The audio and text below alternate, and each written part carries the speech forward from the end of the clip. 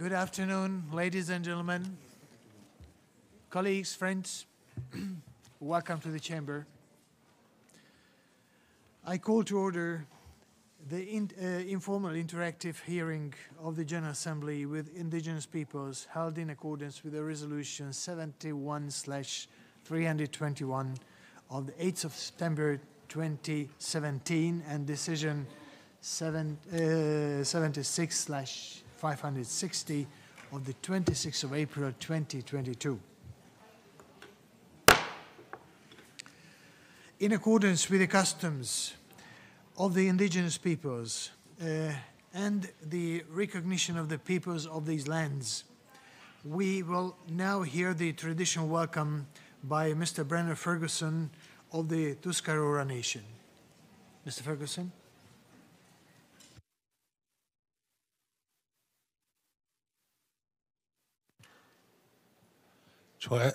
Choe eskena he, rachagwasta gyatha, disna rakwiski saseta, skaruret diwagafnutna, disna skaruret gayadakra diwakneena. So first of all, good afternoon, everyone. My name is Brennan Ferguson. I'm from the Tuscarora Nation, and I'm here with the Haudenosaunee External Relations Committee. And today I was asked to open our meeting in accordance with Haudenosaunee custom. And I'll start in my own language and then I'll interpret afterwards. Una thwata nana jadi ha kanyut ne kina haratas. Una wagahaf gaguri waya egihra kinika urihwa.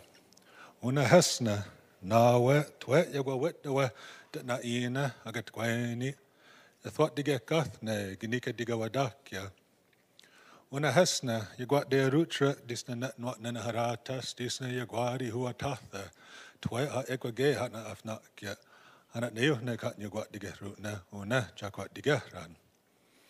Una hasna twa kat diga rad etwas disna neki na haratas hat yagwa ufna het tuasna twa yagwari huatatha twa ha ganikka yakiawig twa ha negwadawa juha kiana aryagwat tag disna nekwa Twat kat digehrad et was disna neki na haratas twat ha rabadia giana ha ufna getna era disna ura yega hasna yagwadi hua tatha hat yagwa ufna hanat neo nek hat yagwat digehrutna una jakwat digehrad una hasna twat kat digehrad et was disna neki na haratas twat ha awage hana afnakya disna nekwa and what digehra rutret disna wa yuhra yagwadi hua tatha twa ha kadi ge hana u awaga disna twa geche ge hana awageha hasna yagwadi hua tatha ha awage hana hana neo ne kat yagwat digehrutna una jakwat digehrad una hasna twa kat digehrad et was disna neki na haratas twa ha uhye ge hana afnakya wat kat naragu ha wisad agadachi una nekwa Twat kat digehrad et was disna neki na haratas twa utwa ge hana afnakya wat kat naragu hat notakwa agadachi hasna yagwadi hua tatha twa ha unaha ge hana ha uthahera ge hana disna twa ha gachat wat ge hana afnakya hasna yagwadi hua tatha twa ha uhye ge hana disna twa ha utwa ge hana afnakya hana neo ne kat yagwat digehrutna una jakwat digehrad Una hasna, twat kat digehrad et was disna neki na haratas, twat ha gadiu ge hatna afnakya, wat kat naragu ha aqua agadachi, hasna yagwadi hua tatha ha gadiu ge hatna. Una hasna, twat kat digehrad et was disna neki na haratas, twat ha ura ege hatna afnakya, wat kat naragu ha ujiketa agadachi, hasna yagwadi hua tatha ha ura ege hatna. Hana neo ne kat yagwat digehrutna una jakwat digehrad. Una hasna twat kat digehrad et was disna neki na haratas twat hat jitna ge hatna afnakya wat kat naragu hat stagwia agadachi una nekwa twat yagwadi hua tatha twat ha uesa jitna ge hatna afnakya hana neo ne kat yagwat digehrutna una jakwat digehrad. Una hasna Twat kat digehrad et was disna neki na haratas ha hetdak digarakya hasna and what digehrarutra ha atukya uskutke wewaradet disna hat wat netket Hesna Yagwadi who Atatha Hatak Digarakia, Hanat New Nekat Yagwat Digarutna, Una Chakwat Digarad. Una Hesna, Twat got Digarad at Wastis and Ekin Heratas, Hat Yagwas, Hat Yagwariasu Gay Hat Nahitne Gehagat, Disna Hat Yagwariachi Hita, Disna Hat Yagwasud Athanyahat, Una Nekwa Twat Yagwadi who Atatha Hat, Twat Hat Yutni Sera Dawa, Ure Yaga. Hanat New Nekat Yagwat Digarutna, Una Chakwat Digarad. Una Hesna, Twat got Digarad at Wastis and Ekin Heratas. Yichi Guana Skanadariu Hesna Sachi Raweru Wahret Ruet the Wahara Diana Hatarahiwak Hesna Yagwadi Huatata Yichi Guana Skanadariu Hanat Neo Nekat Yagwat Digarutna Una Chakwat Digarad. Una Hesna Twat got Digarad at Wastis the Neki Neheratas Rabat Diana Hatarahiwak Una Chwakia and what Digarutret Twat Rabadia Giana Ufna Getna Era Disna Ura Higa Hesna Yagwadi Huatata Rabadia Nahatara Hiwak Hanat New Nekat Yagwat Digarutna Una Chakwat Digarad. Una Yagwati Hua get Yagwat Dathnasu Una Chakwat Digarad Una Hahatu. So to just briefly interpret what I just said. Thank you.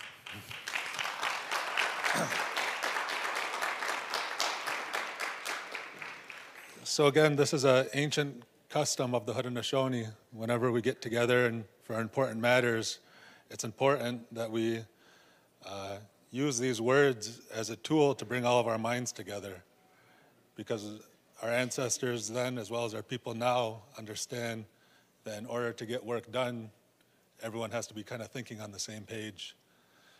And our ancestors developed this method and this tool by simply acknowledging all the different levels of creation and grounding ourselves in where we fit in creation. And so when I start, I first acknowledge everyone that has made it here today. And I offer my thanks and my gratitude that everyone has been able to attend this meeting and that they made it here safely and that they made it here with health. And then we extend that to all other people of the world that aren't here with us today. After we acknowledge the people, we start with our mother, the earth, and we give thanks to the earth. And we acknowledge that the Creator gave her a tremendous amount of responsibilities, and we offer our collective gratitude that she has continued those duties and those responsibilities because we're so dependent on it. From that point, we work our way up back to the Creator's land. And along the way, we mentioned the waters and all of the animals of the water and all the fish of the water. And again, we express our collective gratitude here with one mind. We express our gratitude that all of these different things in the waters and associated with the waters have continued the responsibilities given to them by our Creator.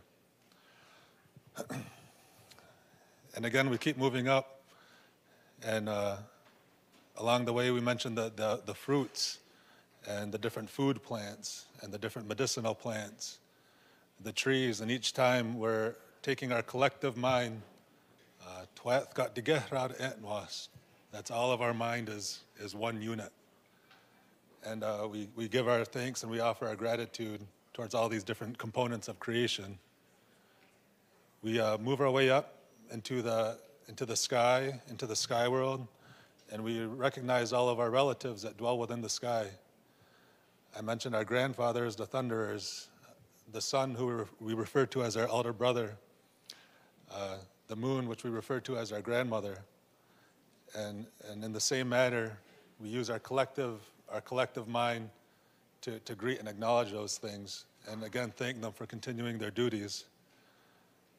We get to the Creator's land, and I mentioned that along our travels as a people, we've come across really hard times at different points. And in each of those times, He has sent us messengers, people that can carry the words of the Creator, and they remind us of how to conduct ourselves. And I offer our thanks for those messengers because they have allowed us to survive into the future. And lastly, I get to the Creator. And again, with our collective mind, I acknowledge the Creator, and I offer our thanks. And I say we're all very grateful that we can continue to go outside and see everything that we need. And I give him our thanks that we can go outside and we can see all that he has put on this earth for us. And I give him our collective gratitude for everything that he has done for us. And then at the end, I mentioned that this is as far as our words are going to take us. And if I had forgotten anything, I ask that each of you fill in those blanks. If you feel like I had missed something or there was something that you feel should be mentioned, that you fill it in your own mind, because I didn't mean to offend anybody by forgetting something. Una hatu. Yawa.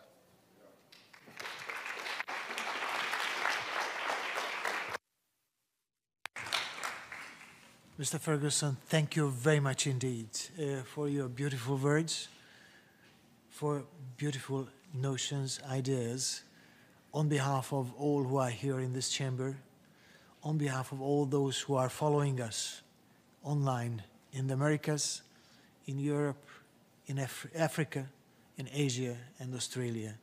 The wisdom that came from your word is very much instructing us. We need to bring together our minds and actions together. Many, many thanks to you.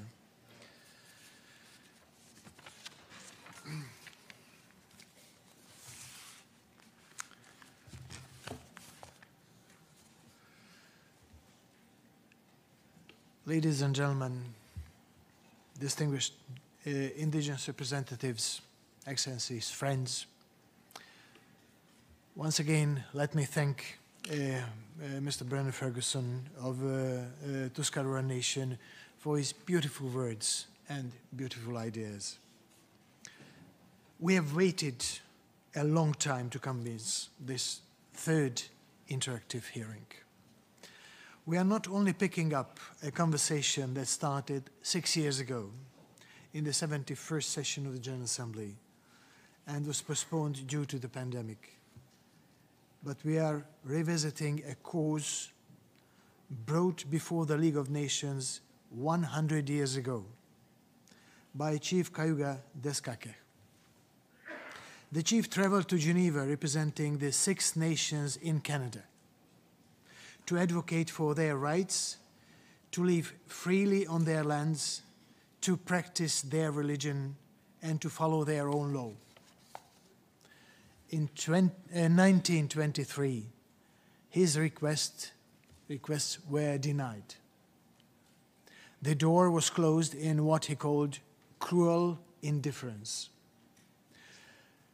Since this sad chapter, the United Nations has gradually opened the door and broadened the participation of indigenous peoples in its work. We are here today to continue building on these efforts to fulfill promises made, one, in the Declaration on the Rights of the Indigenous Peoples, recognizing participation not only as a right, but also as a valuable contribution to work at the UN. Two, in the 2014 outcome document of the World Conference on Indigenous Peoples, to recognize consultations on enabling participation of indigenous peoples' representatives in the institutions in relevant UN meetings. I'm convinced that no government has a monopoly on wisdom.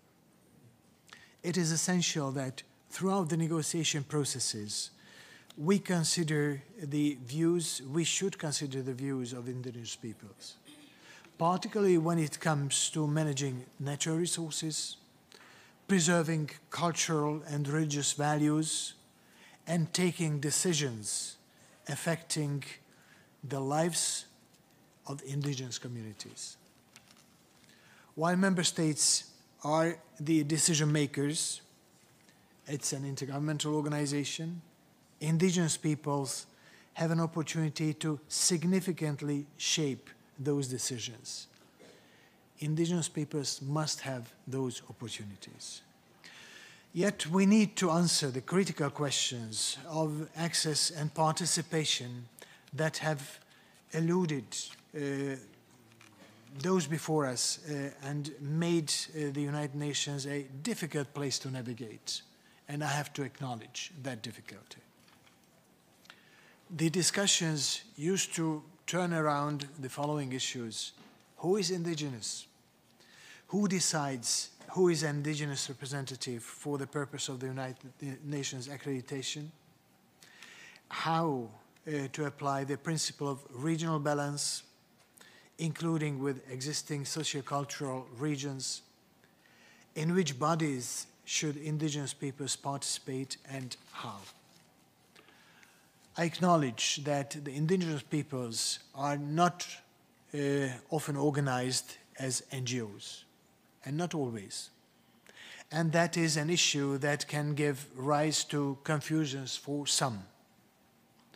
As indigenous peoples, you express yourself in great diversity, as federations, autonomous governments, parliaments, and community-based decision-making bodies.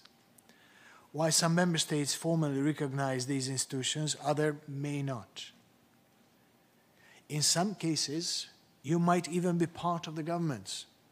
Or, I know of some, you might even lead governments, national governments. I take note of the 2020 outcome of the dialogue meeting in Quito to establish a coordinating body of indigenous representatives. I invite all participants today to reflect on innovative and appropriate ways in which indigenous peoples' right to participate can be respected and enhanced. Greater participation will only augment the legitimacy of decisions adopted in the United Nations and assist member states in their implementations. But we may not limit our discussions today to the issue of the access. The issue is not only about the participation. The big take is how to contribute to the transformation of this world we all need. In the wise words of the Dakota, we will be known forever by the tracks we leave. It is my hope that we do our part today to close regretful chapters of the history and begin writing a new chapter, one of rightful participation and inclusion and shared wisdom. I am here to listen and to help turn the page. We are, after all, in the house where we used to say, we the peoples, the first three words of the UN Charter. Let us ensure that the UN lives up to its ideas, to its charter, and to the notion of leaving no one behind. Thank you very much.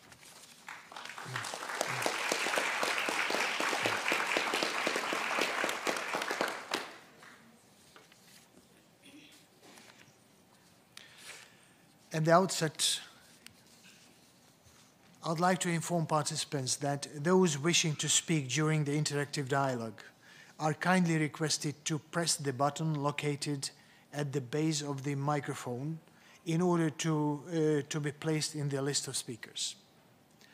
Representatives of the Secretariat will walk around in the room to ascertain the names of the participants wishing to speak. Once the name has been inscribed in the list, your microphone button will be deactivated and reactivated when you take the floor. I now give the floor to Mr. Dario José Mejía Montalvo, Chair of the Permanent Forum on Indigenous Issues.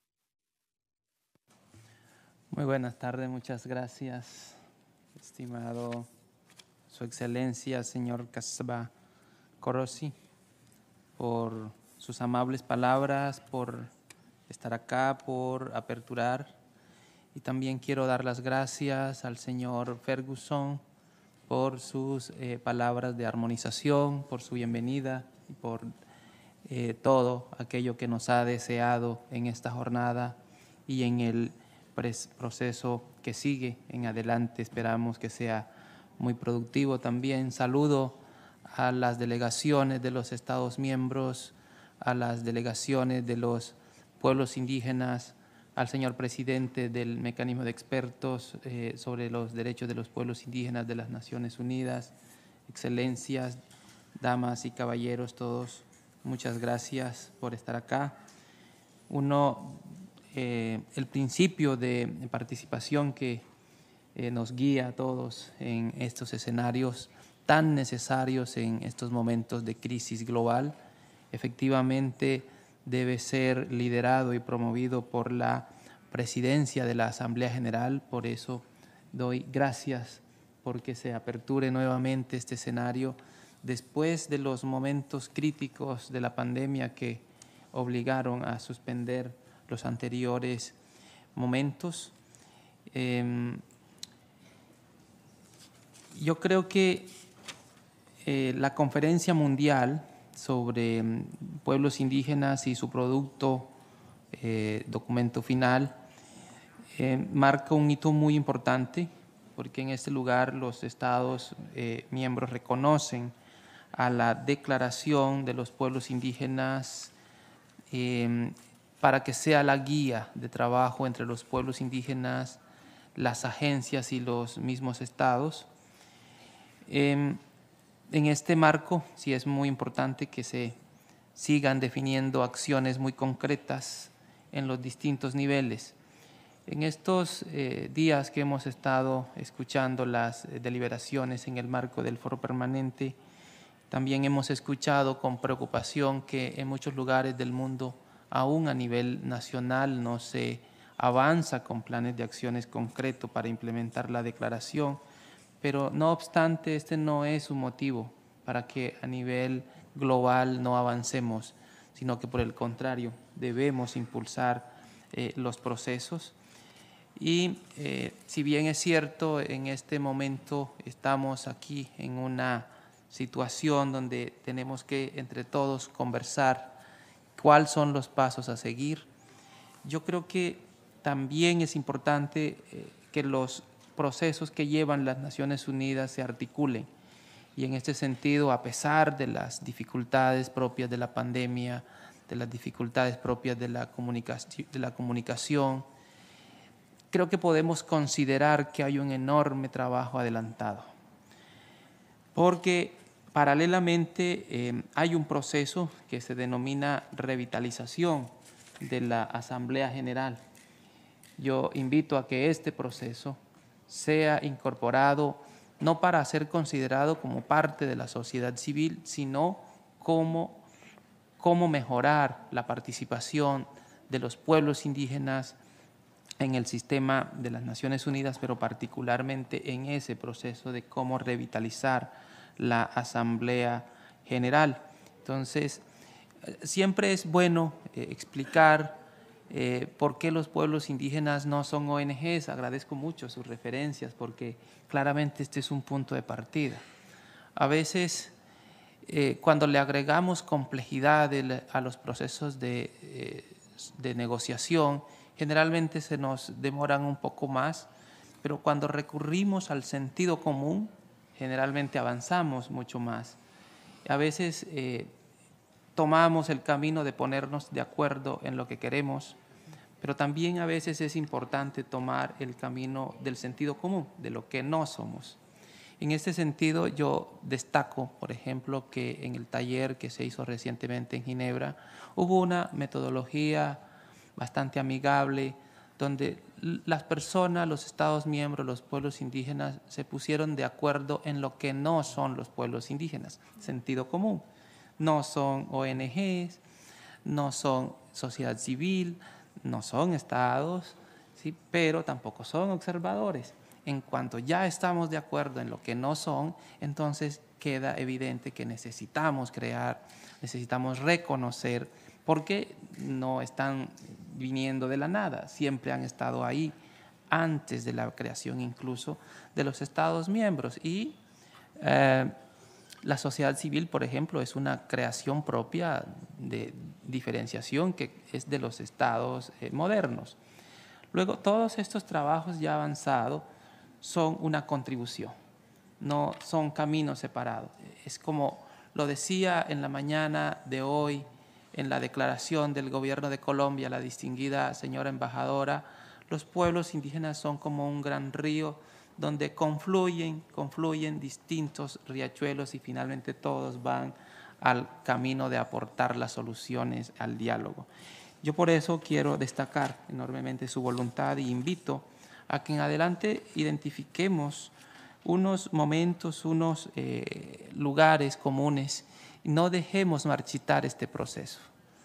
No lo dejemos marchitar. Por el contrario, este es un momento muy oportuno para revitalizarlo, para fortalecerlo, para encontrar los lugares comunes. Sentido común nos permite impulsar las voluntades, nos permite crecer en las voluntades. Nosotros como mecanismo especial estamos muy interesados, hemos puesto empeño, queremos aportar. Tanto es así que en el pasado el grupo de trabajo que se conformó, a quien reconozco su enorme esfuerzo, nos ha pedido que ayudemos a identificar qué país quiere alojar un esfuerzo de reunión autónoma de los pueblos indígenas. Y como ustedes ya saben, en la rueda de prensa de apertura del foro permanente, la ministra indígena de Brasil ha anunciado que quiere alojar la reunión Alta más 10 como un antecedente que esperamos nosotros la próxima asamblea, la próxima resolución del tercer comité pueda ya incluir la realización de la segunda conferencia mundial y que este sea un punto de llegada para este proceso donde ya encontremos resultados muy importantes. Y en este periodo hay que reconocer también que las agencias de la ONU han creado en algunas instancias algunos mecanismos de participación que, si bien todavía no son ideales, sí son importantes reconocerlos, como por ejemplo en cambio climático, en la conferencia sobre diversidad biológica. Recientemente tuvimos la conferencia global de aguas, allí hubo voluntad para escuchar las delegaciones de los pueblos indígenas. Todavía no como es el ideal, pero sí son pasos pequeños que hay que reconocer en las modalidades y que yo espero se junten todos, esos riachuelos se juntan todos para el gran río que finalmente es la vida de todos y de todas. Yo les deseo muchísimos éxitos, pido que no se marchite, por el contrario se revitalice el proceso, todos juntos para aumentar la participación de los pueblos indígenas a partir del sentido común que siempre acrecenta las voluntades. Muy amables.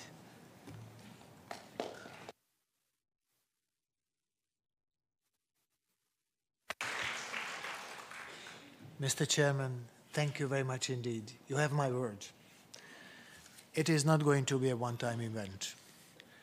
I would like to invite you to now embark jointly during my presidency and hopefully during the presidency of my successors. What we need to achieve to unite the wisdom as it was suggested by Mr. Ferguson at his greeting words at the beginning. We need you. We will be much richer with you, and our solutions that we iron out together will be much more lasting and much more serving all of us on this planet.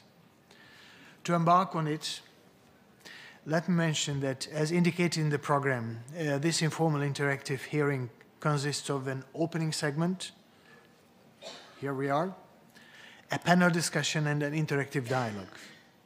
It will be held all in this room. The panel discussion will take place immediately right now. So the interactive dialogue will follow the panel, and the whole meeting will last until 6:00 p.m. this evening. Now I would like to invite the panelists to take their seats at the podium to switch immediately to the panel discussion.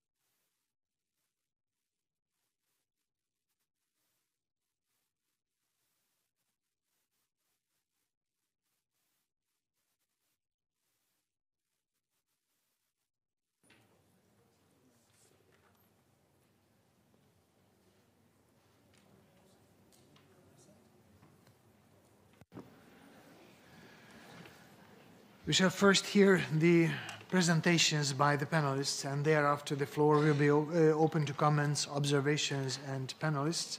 So I would like to very much extend, on behalf of you, a warm welcome to Mr. Kenneth Deere, Chief Administrative Officer to Indigenous World Association, Professor Claire Charters at the University of Auckland, and Mariam Wallet Abu Bakrin, President of Tin Henan Association. You're very much welcome on board.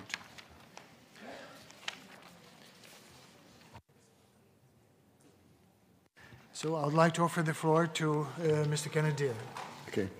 Thank you, Mr. President, and thank you for your wonderful speech, too. I think you stole all my thunder. My name is Atsahiyandu. In my language, it means the fire still burns. I'm a Bear Clan, Mohawk Nation, one of the 6 nations of the Haudenosaunee, also known as the Six Nations Confederacy or the Iroquois Confederacy. We have a matrilineal society, so my mother is Bear Clan, so I am Bear Clan. I am who my mother is.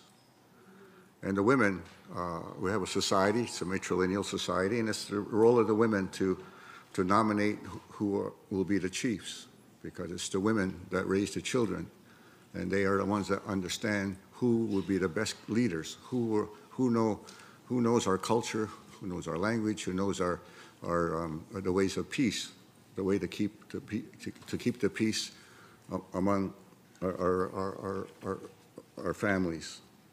So we are a people that have a governance structure that predates European contact. As a matter of fact, we don't even know how old it is.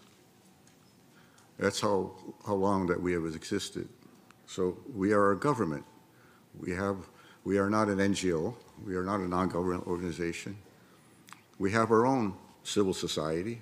We have our own ways of our women, our children, our different medicine societies, the different functions of our people. It's all organized inside our nations and inside our confederacy.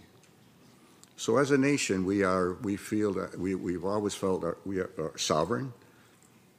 We have relationships with other nations. We have treaties with European powers. We're all treated equally. We always see ourselves equally to everybody else. So when we started having difficulties with, in this one particular case with a country called Canada, we sent, when we couldn't get satisfaction in the domestic situation in Canada, we decided that we had, as a sovereign and independent people, we sent a delegate to the League of Nations. As the President has previously said, his title name was Diskahe, a Cayuga chief. And his name, his title is not, his name was Levi General. Diskahe is a title that's handed down from generation to generation by the women from time immemorial. So Diskahe went to the League of Nations in 1923 to ask to address the League as a sovereign, self-determining people. And he was stopped from speaking because states like Canada and others stopped him from speaking, even though there were some states like the Netherlands, Estonia, and Persia, Iran today, supported Diskahe to speak at the League, but he was still stopped from speaking because they said that, well, you're not a member, so you can't speak. So he says, okay, we're not a member, so we'll apply for membership. And the Haudenosaunee formally applied to the League of Nations to be members. And by subterfuge, his application was never dealt with. According to the rules of the League of Nations, all applications for membership are to go to the floor for a vote. But because there was some resistance through world powers, his application was never brought to the floor to be voted upon. And so he stopped from applying. His application to the League was stopped. And we always wonder, when we look back, what would happen? What would the world be different if the Haudenosaunee were elected to the League of Nations in 1924? And I think that the world might be a different place. Diskahe had to leave Geneva and went home. He never returned to Canada for fear of being arrested. And he died in Tuscarora, where Brennan Ferguson lives. Now he died, yeah, he died in Tuscarora a few months later, never returning home. Today, the situation still remains the same. After the United Nations was born in 1945, indigenous peoples were not taken into consideration in the creation of the United Nations. And today, the same situation relies where Diskahe cannot address the United Nations. In 2019, the current Diskahe, his name is Steve Jacobs, went to the Human Rights Council in Geneva, and he also refused to register as an NGO. So when we had a hearing about enhanced participation, Diskahe stood up in the room, silent, not being able to speak, and somebody else with NGO status, sat in front of him and spoke and pointed out to Diskahe, saying, "This man is still silent today because the United Nations will not let him speak as a nation. He won't let him speak as a leader of a people." And the symbolism was so striking that people today, indigenous peoples, our chieftainship titles, cannot address the Human Rights Council or the General Assembly.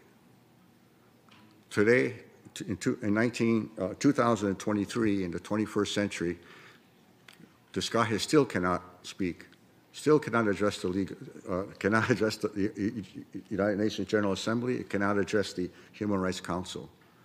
So after 100 years, this has to change. We challenge the United Nations that in 2024, 100 years after he left Geneva without speaking, that Diskahe can address and speak as a nation, speaking as a chief of his people, as a leader, as a political leader, to address the United Nations. 100 years should be enough time for the countries in the world to recognize the self-determination of indigenous peoples. It's time. We can't wait another 100 years for this.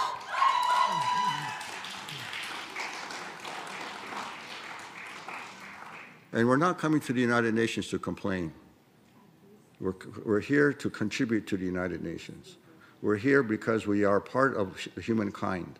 The United Nations can't just survive as a group of nation states. Nation states do not represent everybody. Indigenous peoples need to be represented because the United Nations needs to reflect all peoples in the world, not just nation states. And indigenous peoples are peoples equal to all other peoples. And there has to be a place for indigenous people here because we have something to contribute. We have a voice. We have something to say. We have something to make this a better world. We have things to say about climate change. We have things to say about racism. We have things to say about world peace. We have teachings that we can share with you. We have teachings that can maybe help you solve the issues that you face today. As the United Nations today is not really united. We can help make you united if you have a way to reflect all of the peoples in the world. And that's what we're here to do. We're here to make sure that we can take a place in the United Nations, to make the United Nations a better place, and we're here to help you do that. And we have a way of doing that. If you would listen to the voice of indigenous peoples, we can participate. Thank you, Mr. Chairman, Mr. President.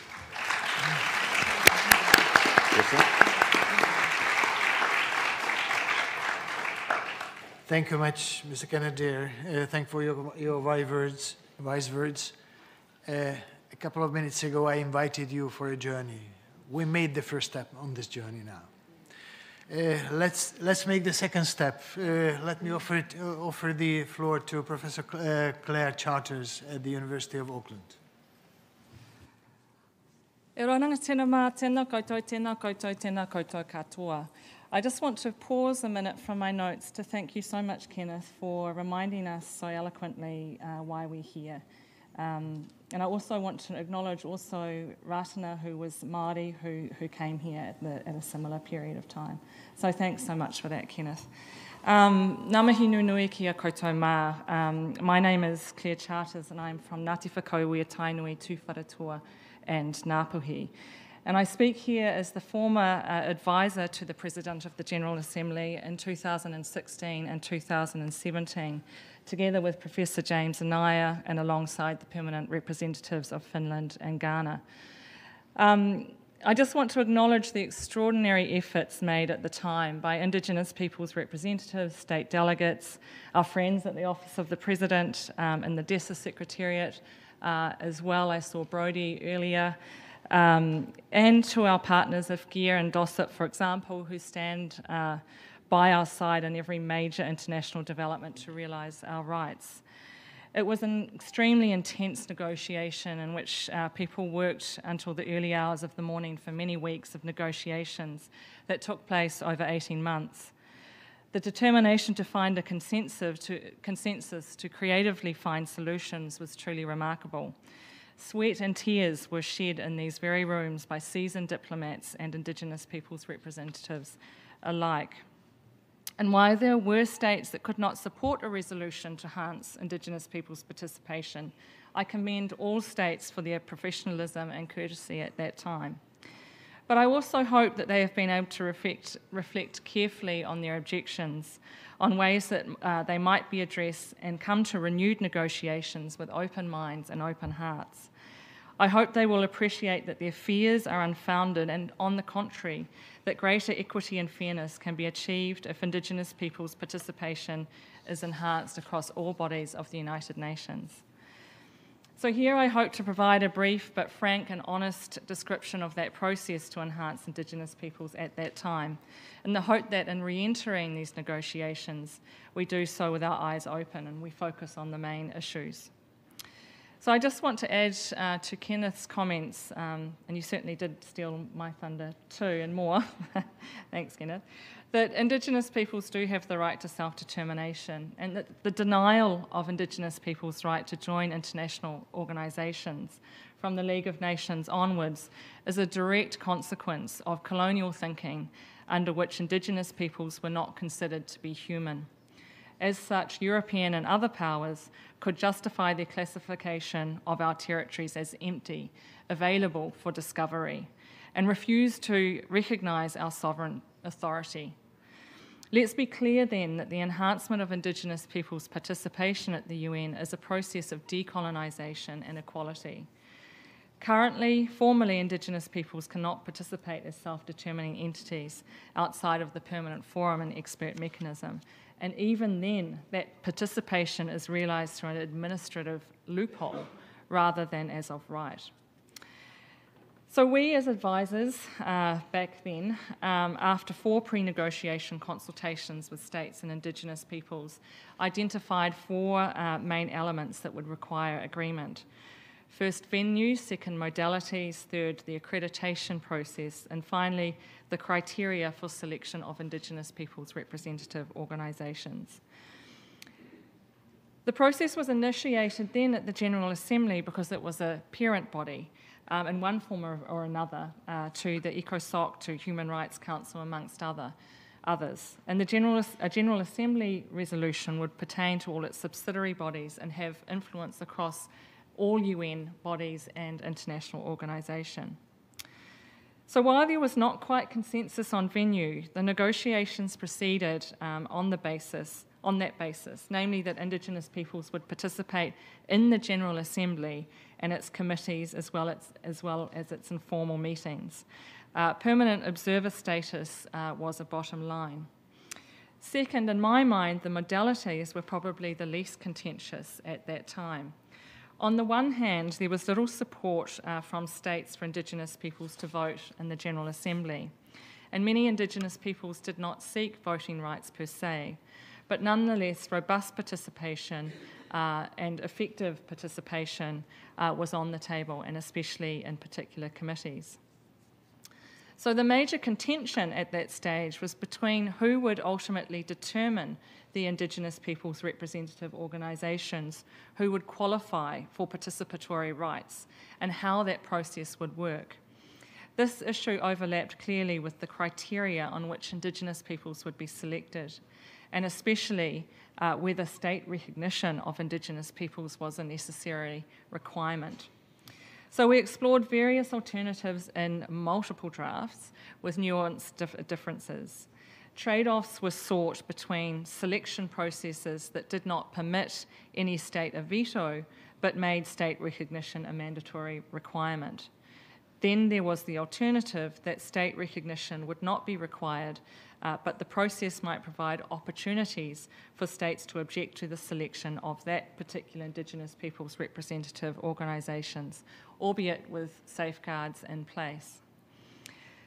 So arguments from states that could not accept the various drafts prepared by the advisors included mainly focused on the concern that non-Indigenous peoples might be identified as Indigenous peoples when they especially did not recognise them as Indigenous peoples. For Indigenous peoples and most supportive states, it was imperative that, first, the resolution did not undermine the UN Declaration on the Rights of Indigenous Peoples, and especially our right to self-determine who we are. Second, that we uphold equality between Indigenous peoples and alongside states. And third, that we remain unified and not leave out some Indigenous peoples. There was a concern that only some of our brothers and sisters would qualify for participation. I certainly agree with the view that regional representation is needed in the negotiations, and I'm glad that there has been time to bring Indigenous peoples globally together, and I want to commend the Indigenous Coordinating Committee for that role. But there are some steps that we must take at the restart of this process, and these include establishing a roadmap for the adoption of a resolution, having learned from previous processes, guaranteeing the inclusion of Indigenous peoples throughout the entire negotiation process. It was somewhat ironic that at those final stages that Indigenous peoples could not enter the room to speak about enhanced participation. And then finally, that we ensure transparency, collaboration, honesty, and integrity.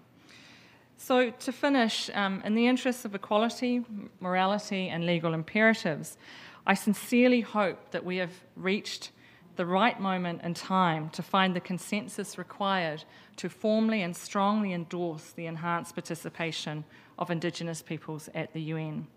From the bottom of my heart, I ask delegations to be generous, to be flexible, to be compassionate, and ultimately to be just.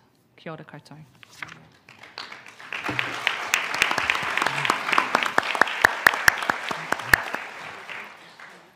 Thank you very much, Professor Charter, and may I add my voice and join her in her last appeal to you. Let's work on this. Now I'd like to offer the floor to Dr. Miriam Wallet Aboubakrin, President of Tin Hinan Association. Merci beaucoup à Monsieur le Président de la 77e Assemblée générale des Nations unies.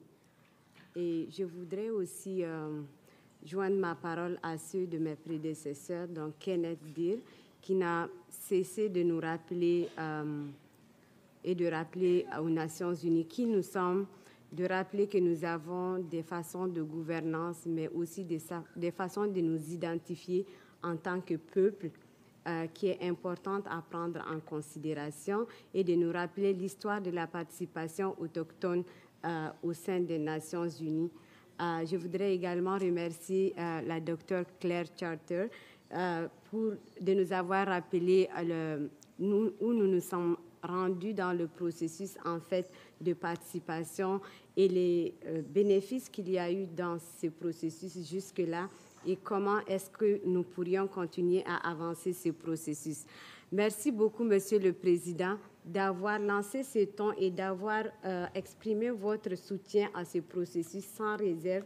Je pense que ça, c'est un grand atout pour nous aujourd'hui, spécialement à cette troisième audition qui est importante, qui marque la fin du processus initial lancé du document final de la conférence mondiale de 2014, mais qui marque, j'espère, et comme vous l'avez si bien mentionné, les débuts de la continuation du réel processus concret pour arriver à une participation effective des peuples autochtones au sein des Nations Unies. Je me permets maintenant de vous saluer toutes et tous, Tarlas, bonjour. Et je voudrais très brièvement aussi me présenter par qui je suis.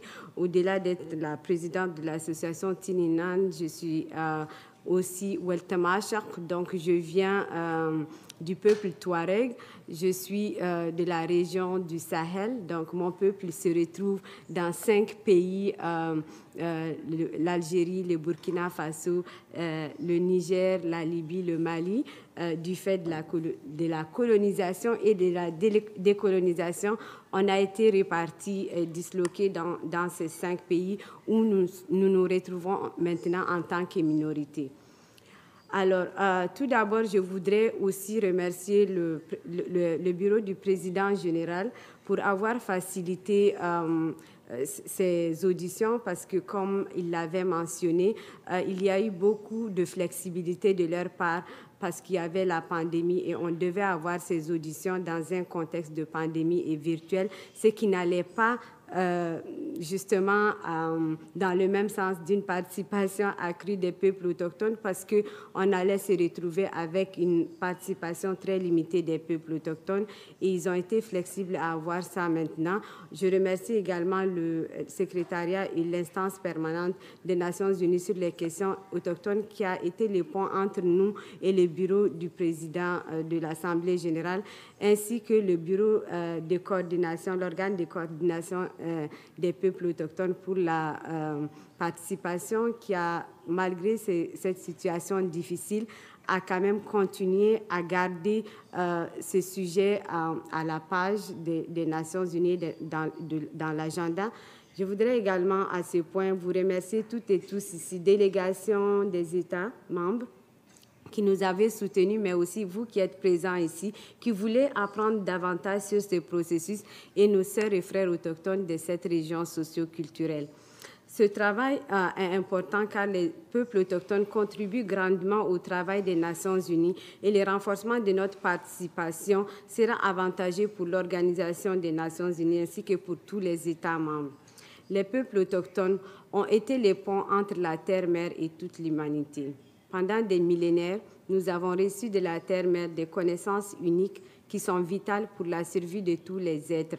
La durabilité est comment vivre en symbiose, en harmonie avec les vivants et les non-vivants sur la terre. En outre, le rôle essentiel de nos connaissances traditionnelles dans la résolution des défis mondiaux tels que le changement climatique et la perte de la biodiversité, la prévention des conflits et la paix durable est indiscutable. Nous avons démontré notre leadership et notre résilience, ainsi que notre diplomatie au fil du temps. Comment pouvons-nous établir et promouvoir le dialogue interculturel, la compréhension mutuelle, le respect et la tolérance entre les différentes communautés si une partie de ces communautés sont absentes autour de la table?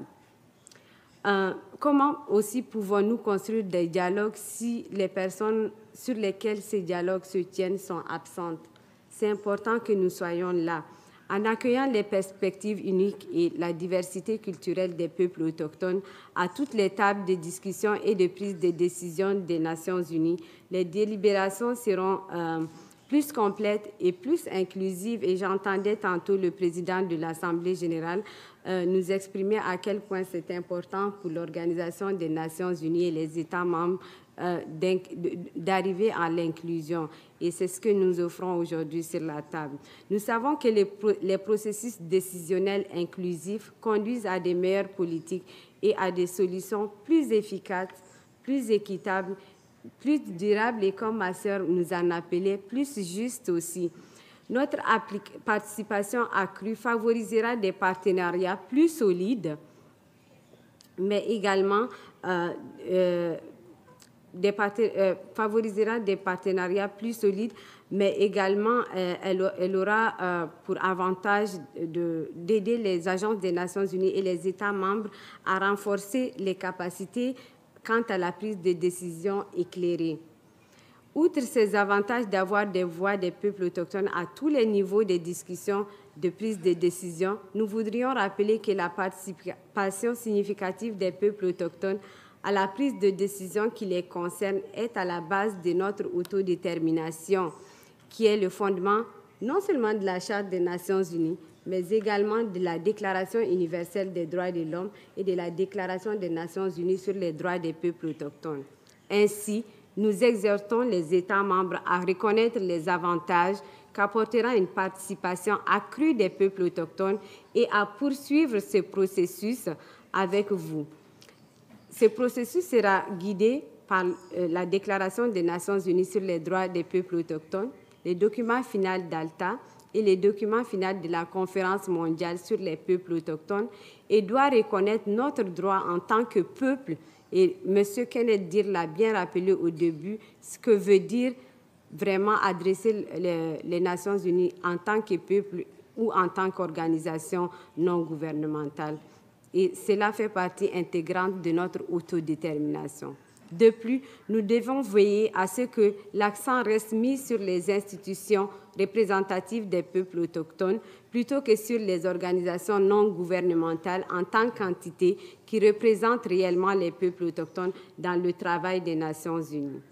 À l'avenir, nous appelons à la poursuite du processus vers la création des nouveaux statuts distincts pour les institutions représentatives des peuples autochtones, similaires à un statut d'observateur permanent, conformément au document final d'Alta, notamment le thème du paragraphe 10.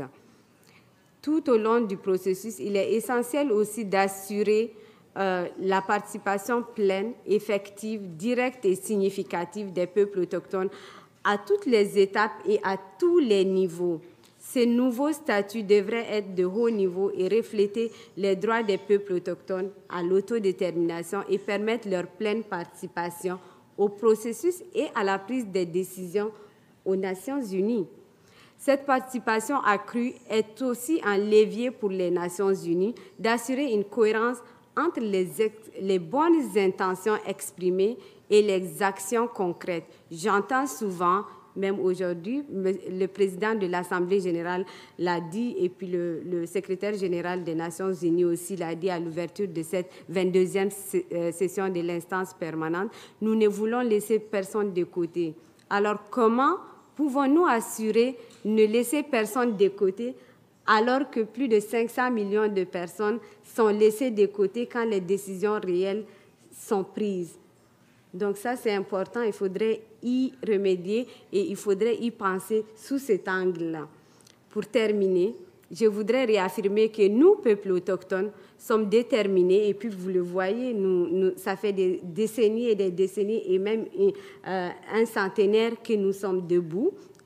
Pour l'exemple que M. Deere a partagé avec nous, nous sommes déterminés et nous sommes de bonne foi avec tous les États membres, le bureau du président de l'Assemblée générale. Donc, nous voudrions continuer à travailler avec vous, les organisations, fonds et programmes des Nations unies pour accroître notre participation. Que vous en soyez conscients ou non, nous sommes vos meilleurs alliés pour affronter et trouver les solutions aux défis mondiaux auxquels l'humanité est confrontée. Je vous remercie.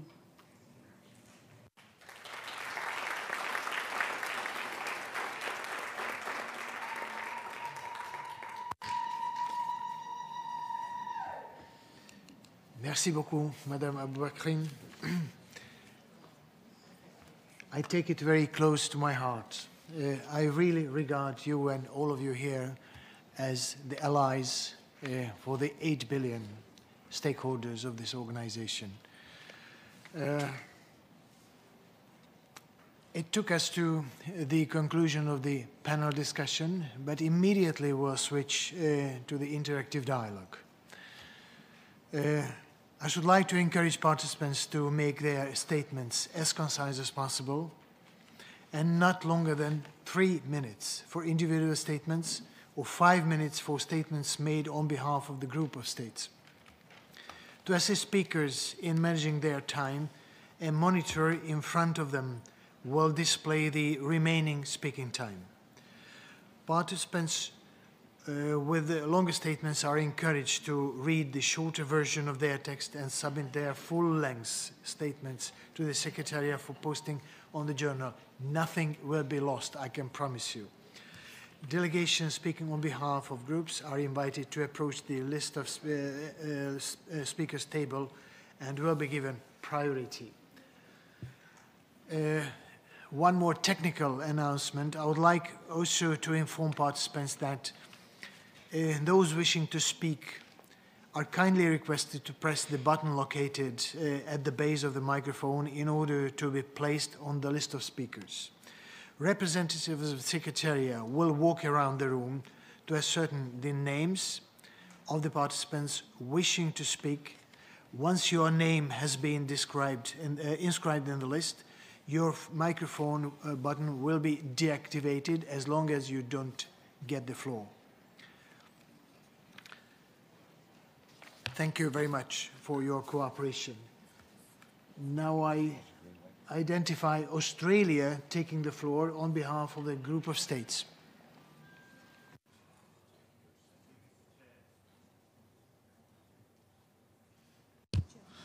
Thank you, Mr. Chair. It is my pleasure to deliver this statement on behalf of the countries Argentina, Bolivia, Brazil, Canada, Denmark, Ecuador, El Salvador, Estonia, Finland, Guatemala, Mexico, New Zealand, Norway, Paraguay, Sweden, the United States, and as well as my own country, Australia. I'd like to reiterate our country's long-held position that a new status, separate from civil society organisations, must be developed to ensure Indigenous peoples can participate at the UN.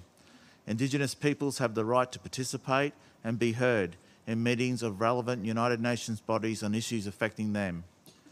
This position is in keeping with the outcome document of the 2014 World Conference of Indigenous Peoples, UN General Assembly Resolution 71/321, and with the UN Declaration on the Rights of Indigenous Peoples.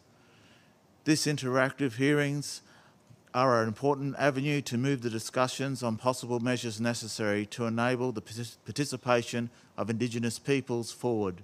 We welcome the opportunity to hear from Indigenous peoples in the room on what the next steps may look like.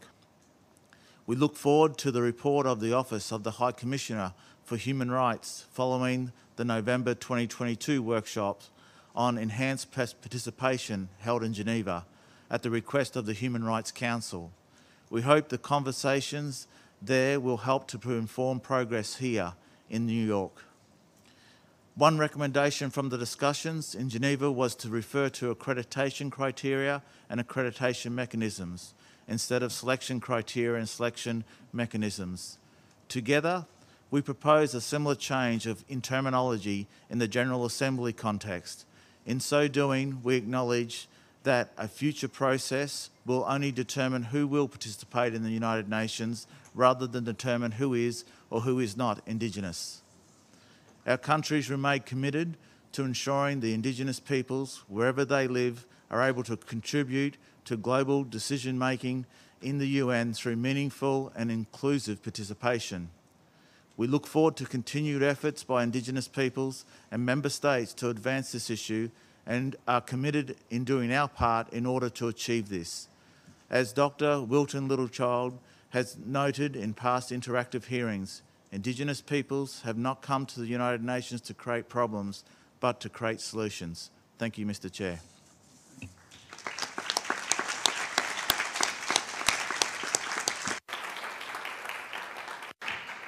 Thank you very much. Now I would like to offer the floor to the distinguished representative of the Indigenous Coordinating Body. Please raise your hands for the technicians to identify you. We have the distinguished representative in the 1 to 3rd row. Could he have the mic, please?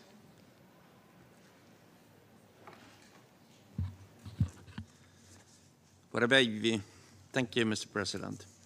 I'm speaking on behalf of the Indigenous Coordinating Body, which was established in 2020 during the Quito Dialogue with 2 members from all 7 indigenous regions for consultation and coordination to facilitate cooperation among indigenous peoples with regard to the enhanced participation process. We take the floor for advocate for the continuation and strengthening of enhanced participation of indigenous peoples' representative institutions in the United Nations meetings on issues affecting them. As we firmly believe that such participation will bolster human rights and democracy, foster sustainable development, enrich cultural diversity, and promote peace and conflict resolution. In order to continue and successfully achieve this goal, we must uphold the fundamental principles enshrined in the United Nations Declaration on the Rights of Indigenous Peoples, including the right to self-determination, the principle of participation in decision-making on every level, and the recognition of self-identification by indigenous peoples. The enhanced participation process should continue to be guided by the right of self-determination, the United Nations Declaration, the ALTA Outcome Document, the World Conference on Indigenous Peoples Outcome Document. Moreover, we must ensure that the focus remains on indigenous peoples' representative institutions rather than NGOs, as the entities representing indigenous peoples in the work of the UN. To further this case, we call for the continuation of the process towards establishment of a new and distinct status for indigenous peoples' representative institutions, at the minimum aiming to permanent observer status, in line with the ALTA Outcome Document, Theme 2, Paragraph 10. Throughout the entire process, it is essential to ensure the full and effective, direct and meaningful participation of indigenous peoples at every stage and level. This new status should be high level and reflect indigenous peoples' rights to self-determination and enable their full participation in the UN processes and decision-making. In conclusion, we are committed to enhancing the participation of indigenous peoples' representative institutions in relevant United Nations meetings on issues affecting them. We urge the General Assembly to join us in this commitment and invest in our collective financial resources, indigenous, social, ceremonial values, and other non-market values to ensure that the successful conclusion of this process. I thank you, Mr. President.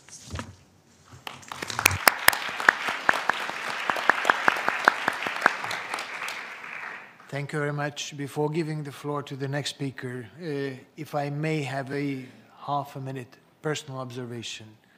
With the distinguished representative of the Indigenous Peoples Organization, we have the common roots. His ancestors and my ancestors lived together thousands of years ago. Our origins are the same, and I hope our destinations will be the same. Thank you very much.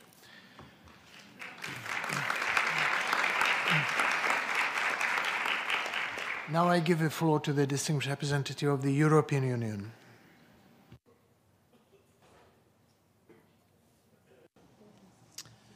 President, distinguished speakers, I have the pleasure of speaking on behalf of the European Union and its member states. The European Union welcomes this third informal interactive hearing with indigenous peoples on the important topic of enhanced participation for indigenous peoples. As an active participant in the consultations and negotiations on the participation of indigenous peoples in relevant UN meetings, the European Union is pleased to be part of this hearing, and we would like to thank the PGA for bringing us here together today to restart this important process that was interrupted by the pandemic. The latest discussion on this issue was the expert workshop on possible ways to enhance participation of indigenous peoples in the work of the Human Rights Council in November 2022. The negotiation process and previous consultations have allowed us to get a comprehensive picture and overview of the various realities with regard to indigenous peoples all over the world. The European Union is committed to support indigenous peoples by promoting their participation in relevant peace-building, human rights, and development processes that affect them, including those with the private sector. It is from that viewpoint that the European Union is engaging proactively in the consultations on enhancing the participation of indigenous peoples, representatives, and institutions in meetings of relevant United Nations bodies on issues affecting them, and that we supported the resulting resolution 71/321 during the 71st session. The European Union believes that this process will deepen the support for consensual and concrete outcomes for enhancing indigenous peoples' participation at the UN in view of the 78th session of the General Assembly, when negotiations on this very important topic will resume. We look forward to seeing active and engaged facilitators from both member states and indigenous peoples to steer the process. The European Union has a long-standing commitment to indigenous peoples' participation in decision-making.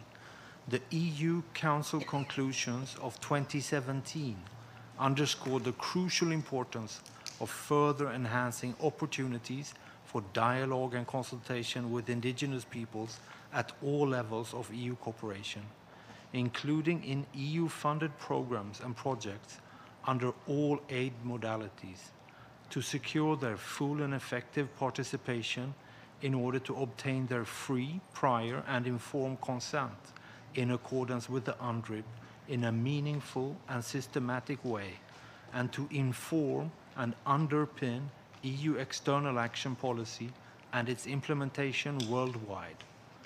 The commitment to indigenous peoples' meaningful participation is contributing to the EU implementation of the 2030 Agenda for Sustainable Development and the agenda's core principle of leaving no one behind.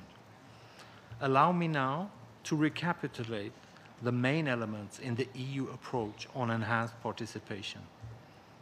When it comes to selection criteria, the EU has always advocated for a flexible approach due to the diversity of indigenous peoples in the world and their different ways of self-identifying and self-determining. This diversity of contexts and environments in which indigenous peoples live has to be taken into account. We also believe that the principles of Article 18 of the UNDRIP on the right to participation through representatives chosen by themselves in accordance with their own procedures should apply without discrimination of any kind. The selection process should be open and transparent, with some form of review mechanism being built into the final decision that are taken. On the issue of venues, the European Union can support participation by indigenous peoples' representative institutions in all General Assembly meetings, in meetings of its second and third committees, as well as in ECOSOC and the Human Rights Council meetings on issues affecting them. Participation modalities should include, within practical constraints, the opportunities to speak at relevant meetings and to provide written information relevant to those meetings. Additional modalities of participation in meetings of the General Assembly and its subsidiary bodies should be varied as determined appropriate by the chair of each meeting, who should take into account the nature of the matter at hand and the need to provide opportunities for indigenous peoples from all regions to effectively participate in decision-making affecting them. The European Union will remain engaged in this process with the objective of securing a consensual, clear, and concrete outcome. We hope that progress can be made on this important issue. I thank you.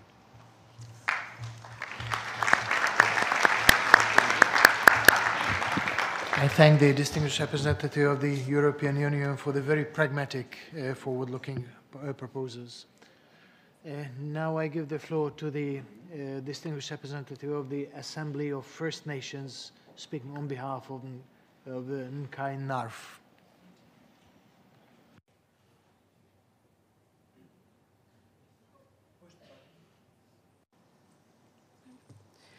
Thank you, Mr. President.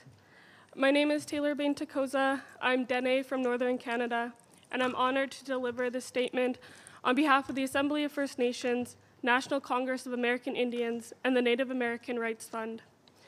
The best way to implement the United Nations Declaration on the Rights of Indigenous Peoples and safeguard our rights is for us, represented by our own representative institutions, to participate fully in the work of the UN with an appropriate status. Article 41 of the Declaration provides in part that ways and means of ensuring participation of Indigenous peoples on issues affecting us shall be established. The inherent rights in the Declaration provide important underpinning for an appropriate status. To name just a few, Article 2 of the Declaration provides that Indigenous peoples are free and equal to all other peoples. Article 3 of the Declaration provides that Indigenous peoples have the right to self-determination. Article 18 recognizes our right to participate in decision-making in matters which would affect our rights through representatives chosen by ourselves in accordance with our own procedures.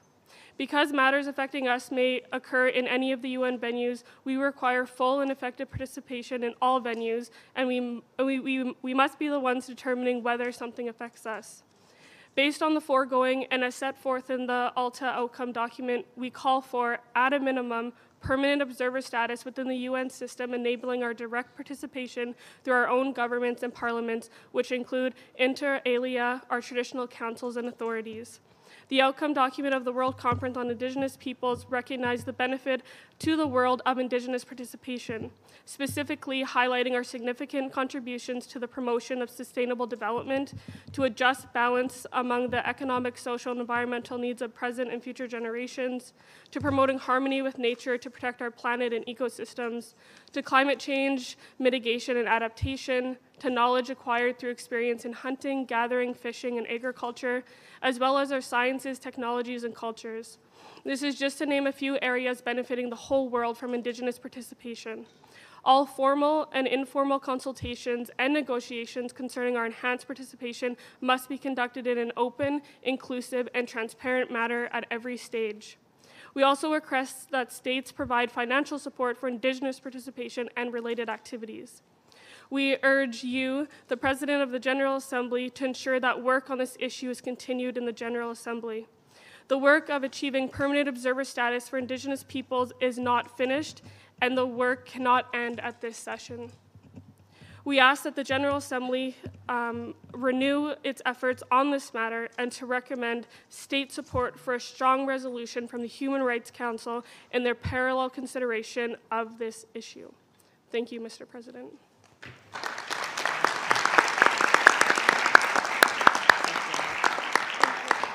I thank the distinguished representative of the Assembly of First Nation, and I hear you.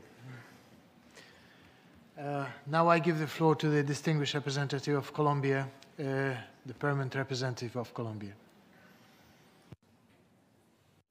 Señor Presidente, muchas gracias por convocar esta tercera audiencia informal en la que es urgente concretar resultados que nos acerquen al mejoramiento real de la participación de los pueblos indígenas en las Naciones Unidas.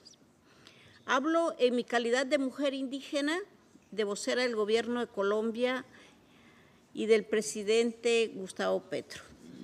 Desafortunadamente, nuestra participación siempre se ha dado bajo el supuesto equivocado de que los pueblos indígenas somos lo mismo que la sociedad civil.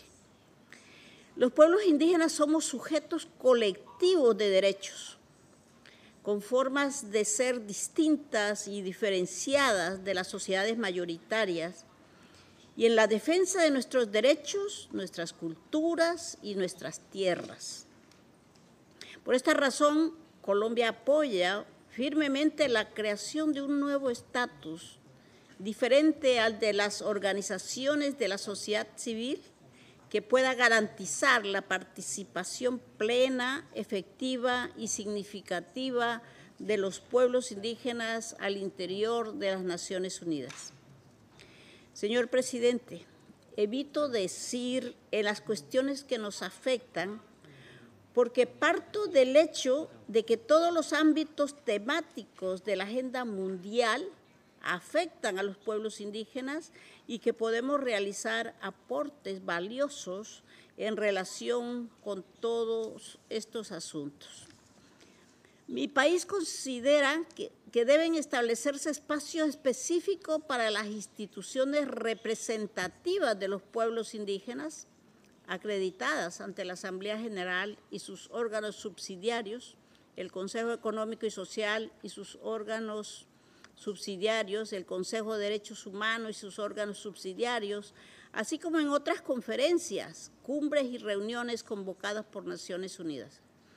Por esta razón, pensamos que las discusiones deben centrarse en la definición de criterios y mecanismos de acreditación, con miras a garantizar que el nuevo estatus propuesto para los pueblos indígenas sea una realidad. Por último, señor presidente, necesitamos aprovechar el impulso logrado en estas audiencias interactivas. Por esto lo aliento a usted y a todos los aquí presentes a considerar el establecimiento de un mecanismo de seguimiento y evaluación del valioso trabajo adelantado con el fin de seguir avanzando en el objetivo de mejorar la participación de los pueblos indígenas en Naciones Unidas. Muchas gracias.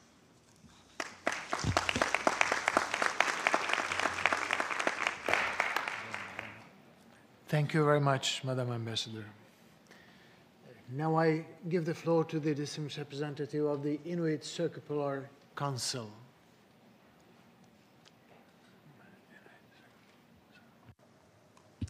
Qoyanak, Presidenti, qoyanarlu maani naalangaaffiit nayuuttut, inuyaallu nalu nayuuttut. Thank you, Mr. President. Thank you to the states in the room and also all the peoples in the room. From the Inuit Circumpolar Council, we support the intervention by the Indigenous Coordinating Body, and we have these following comments to add. For us, it is important that we in this room are very aware of this not being about one people. This is about all indigenous peoples who have stood together throughout decades, building the rocks, building the foundation that we are now standing upon. The consolidated foundation, which is the UN Declaration on the Rights of Indigenous Peoples, which affirms our right of self-determination, an inherent right that we came into the negotiations with to the UN in the 70s and 80s when that negotiation started. Our people, the Inuit people, we live across 4 very, very different nation states: Greenland, Canada, Alaska, and Chukotka, Russia.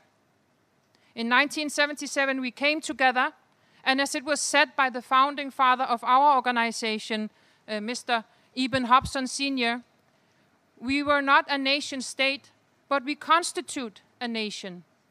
And today we are here in the United Nations, having had ECOSOC consultative status as an NGO for 40 years, since 1983. And for the future generation of our people to be able to come into this room and speak on their own behalf through their own governments and representative institutions has to be the next step. So we call on all states to commit to continuing this process of enhancing the participation of indigenous peoples. This is a fundamental principle of democracy, that we can speak on our own behalf, that we can bring forward whatever policies and messages we have to the world and participate fully at all venues of the UN. This is not only about the venues that are called something about indigenous. This is about all of the venues. Anything that goes on here affects indigenous peoples from all around the world. So we welcome the statements from the group of states who also reiterated the necessity of maintaining the focus on those consolidated principles that are in the UN Declaration on the Rights of Indigenous Peoples, including the right of self-identification. We are the ones to decide who to represent us through our own representative institutions. In conclusion, I would like to call on all states to continue funding and financial support for all indigenous peoples to be part of this process. Again, this is not about one or a few of the peoples of the world. This is about all of the peoples of the world, and we need to make sure that everybody are able to attend and participate in the preparatory meetings and at the UN meetings for us to stand united in our endeavors for this new special and new category of the UN. That is how we achieved the UN Declaration on the Rights of Indigenous Peoples, and that is how we will continue to stand together in achieving the endeavors of enhanced participation through our own representative institutions. I am confident that we will bring knowledge, expertise, and additional worldviews for better results of everyone in the UN, better results for all peoples of the world. And I look forward to that future of us contributing directly through our own representative institutions in all negotiations that go on in these rooms that we are in now. Qoyanak, thank you to everyone.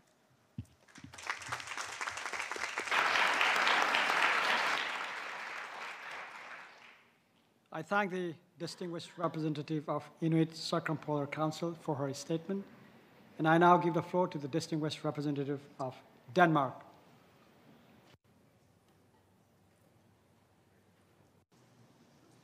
Yeah, thank you, Chair. The Kingdom of Denmark wishes to highlight the importance of delivering on the commitments made by all member states at the World Conference on Indigenous Peoples in September 2014 to enable the participation of Indigenous peoples' representatives and institutions in meetings on all issues affecting them.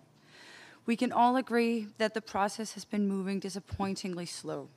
Now that we're finally resuming the process, we would like to thank the President of the General Assembly for arranging this dialogue in the margins of the Permanent Forum, hoping that we can ensure a broad, inclusive, and geographically balanced participation of Indigenous peoples in this meeting. It is the principal opinion of the Kingdom of Denmark that the matter should be addressed by the General Assembly, as it needs to be implemented across the entire UN system in order to fully conform with the rights set out in UNDRIP. However, we would also like to thank the MRIP for taking the word forward to promote the participation of Indigenous peoples' representatives and institutions in the work of the Human Rights Council. Let me end by reiterating the Kingdom of Denmark's unwavering support for Indigenous peoples' right to participate in the work of the entire UN system. Participation in international decision-making processes is a crucial element in the implementation of Indigenous peoples' right to self-determination. Further, enhancing the participation of Indigenous peoples should be viewed as an asset to enrich and enhance the decision-making capacity of the UN system, contributing not only to the well-being of us all, but for human rights for all. I thank you.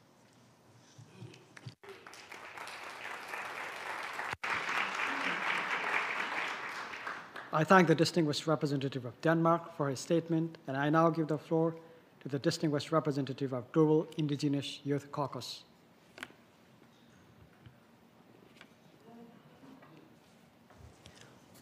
Aloha nui kako. I am Makanalani Gomes, speaking on behalf of the Global Indigenous Youth Caucus as one of its 3 co-chairs.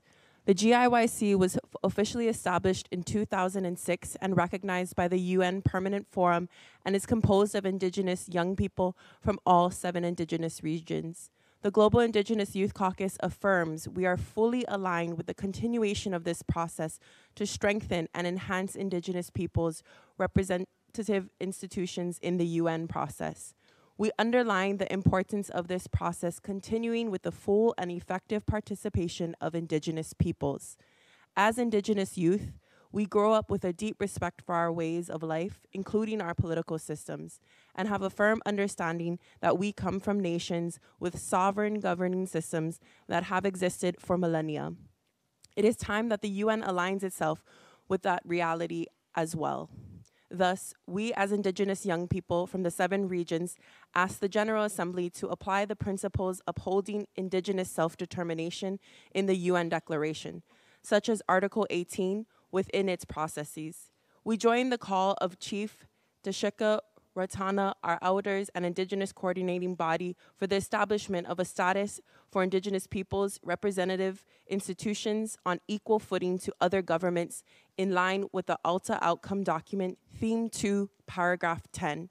And we welcome the proposal of Brazil to host the World Conference Plus 10 and ask the General Assembly to welcome this proposal. Mahalo nui for your time, Chair.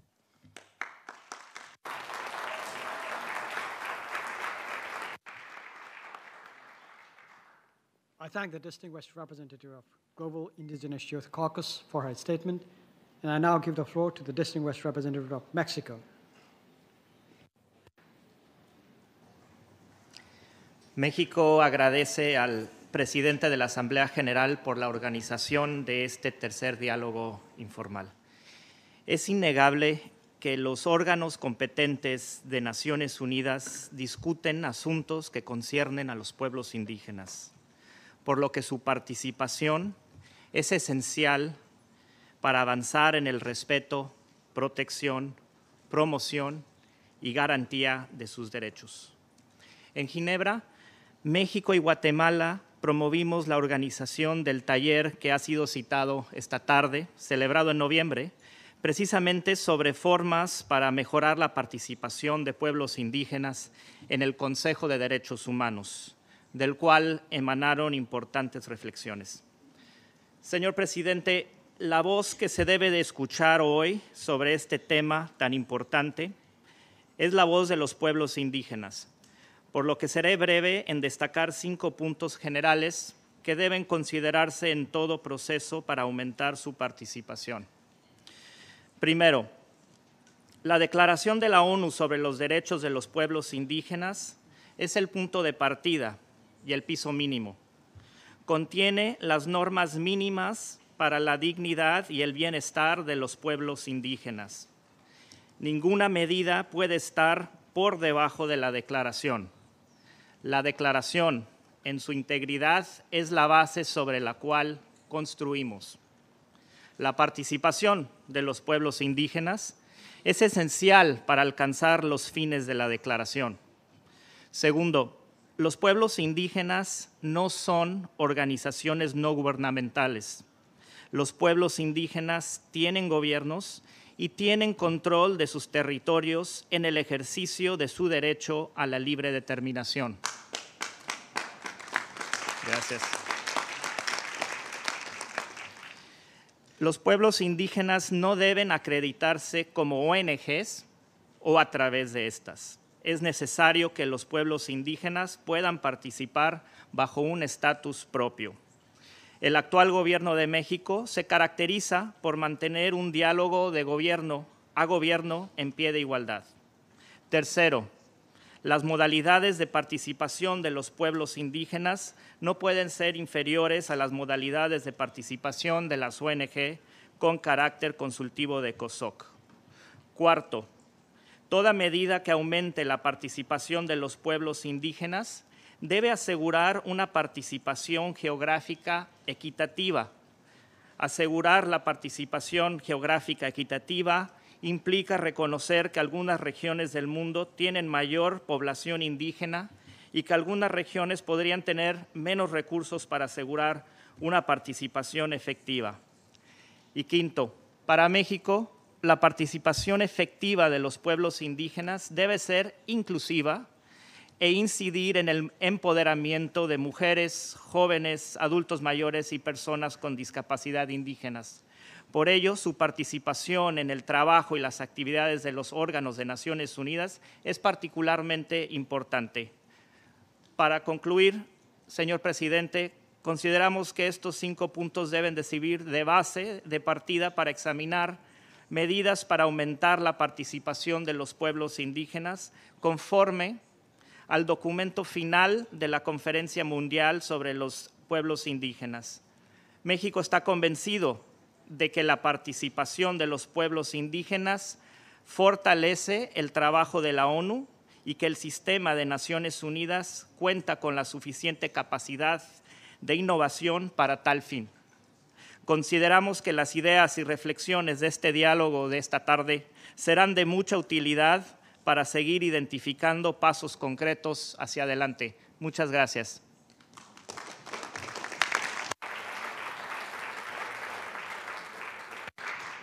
I thank the distinguished representative of Mexico for his statement, and I now give the floor to the distinguished representative of Navajo Nation Human Rights.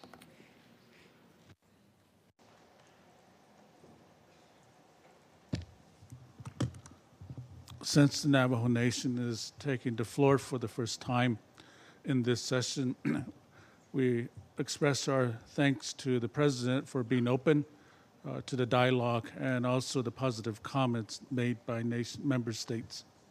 The Navajo Nation has been advocating in international human rights organizations for many years. The nation participated in the negotiation of the United Nations and OAS Declarations on the Rights of Indigenous Peoples and participated in the 2014 Alta, Norway Indigenous meeting by supporting the outcome document. The Navajo Nation in particular is supportive of the outcome document theme 2, recommendation 10.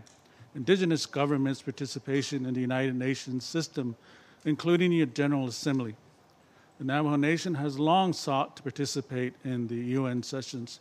Unfortunately, the Navajo Nation cannot be accredited based on its own status as an indigenous government to participate in the UN meetings. It has to seek other NGOs' credentials to enter the meetings. The Navajo Nation is a sovereign government answerable to its constituents like member nation states in this forum. UNDRIP clearly recognizes the indigenous peoples have their own government systems. Since time immemorial, as sovereign governments, indigenous nations must be recognized as state governmental entities, much the same as member states.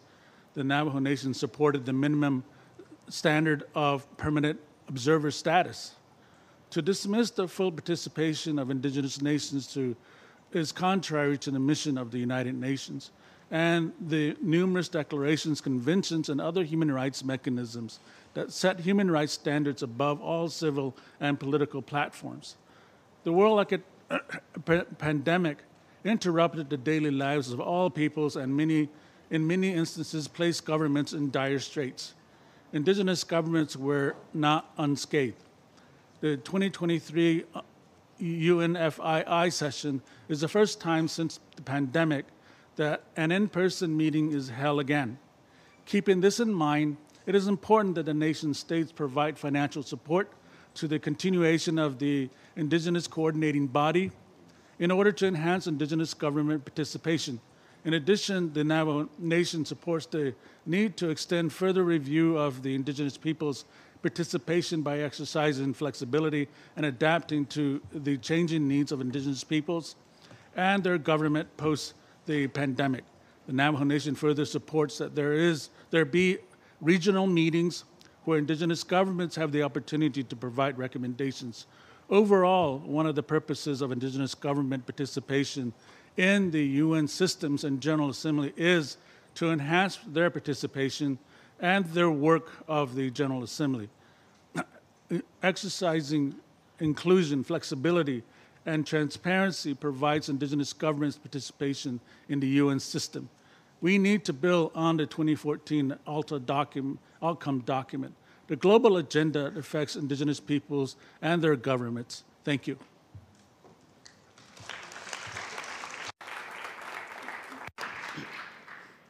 I thank the distinguished representative of Navajo Nation Human Rights for his statement, and I now give the floor to the distinguished representative of Finland.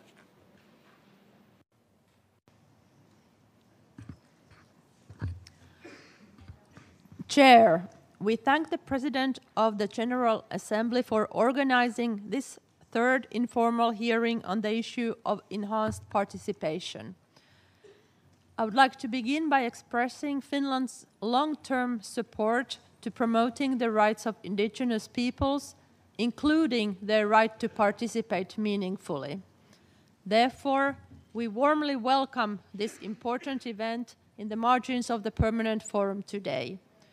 We are looking forward to hearing views on how participation of indigenous peoples can be enhanced at the UN. Through the UN Declaration, the rights of indigenous peoples, through the UN Declaration on the Rights of Indigenous Peoples, states committed to establish means of ensuring participation of indigenous peoples on issues affecting them. Now it is time to move ahead in a more comprehensive manner. We welcome the expert workshop on possible ways to enhance the participation of indigenous peoples in the work of the Human Rights Council, organized last November, as an important step in this regard.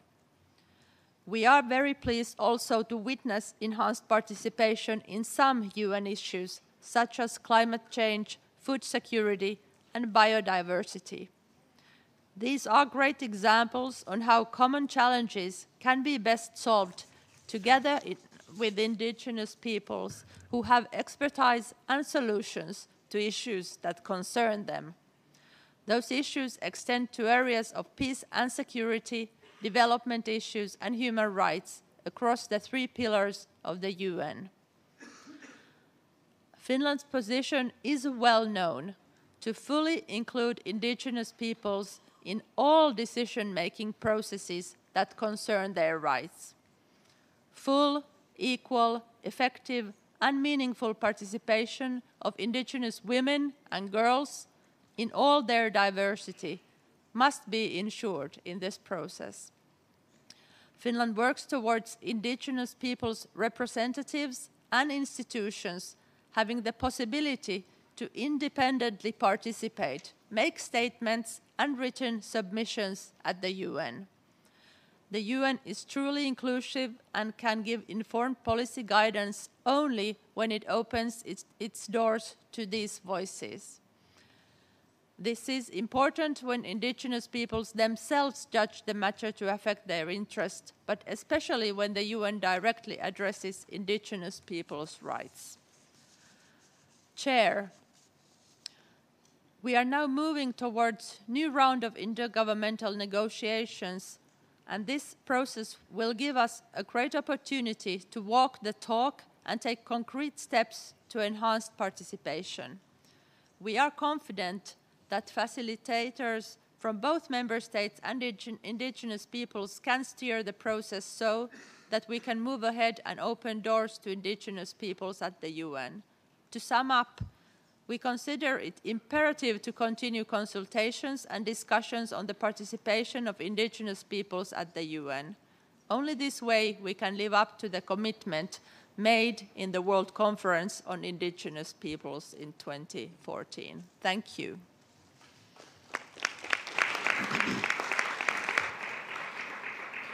I thank the distinguished representative of Finland for his statement, and I now give the floor to the distinguished Special Rapporteur on the rights of the indigenous people. Thank you very much, Mr. President.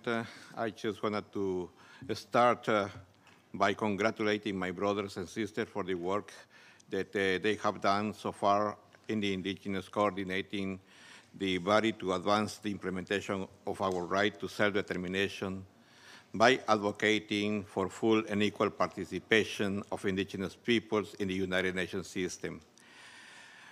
After several years of work by this body, the General Assembly and the entire UN system must act on your recommendations without any further delay. The right of indigenous peoples to participate in decision-making in matters which will affect their rights through representatives chosen by themselves in accordance with their own procedures must be respected, including at the UN level. Therefore, I call upon all those states that have not yet expressed their support for a full indigenous participation before UN bodies to do so without any further delay.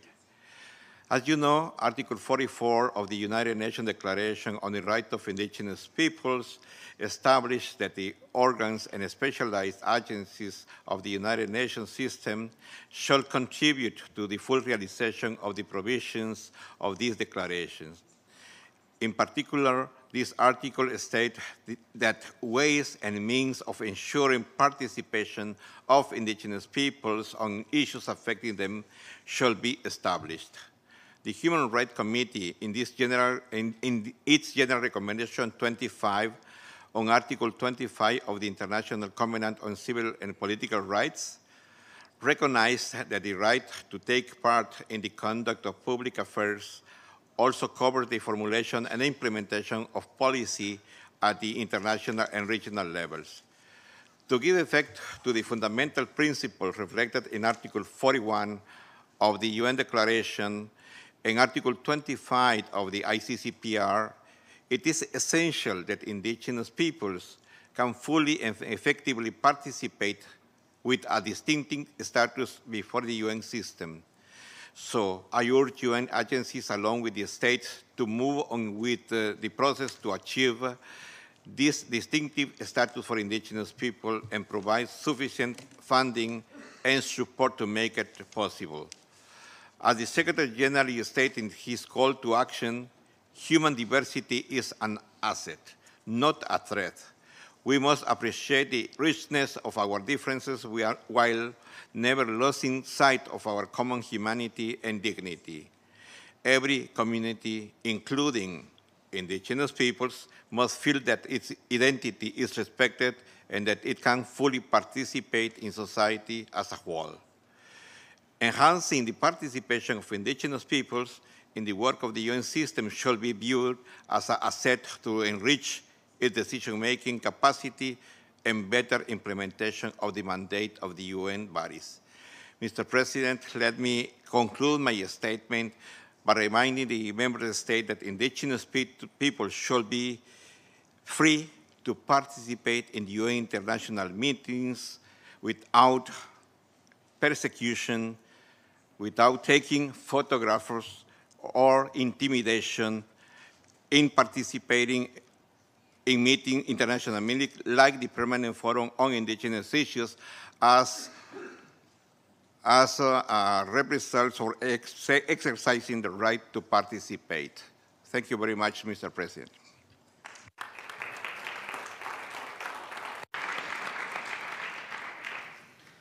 I thank the Special Rapporteur on Rights of the Indigenous People for his statement, and I now give the floor to the representative of Sami parliaments in Finland, Norway, and Sweden.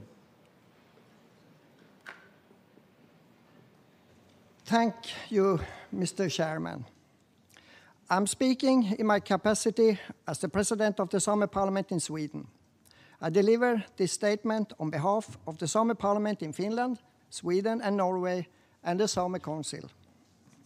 We fully support the process of enhancing participation of indigenous peoples in United Nations, and we support the statement delivered by the International Coordination Body.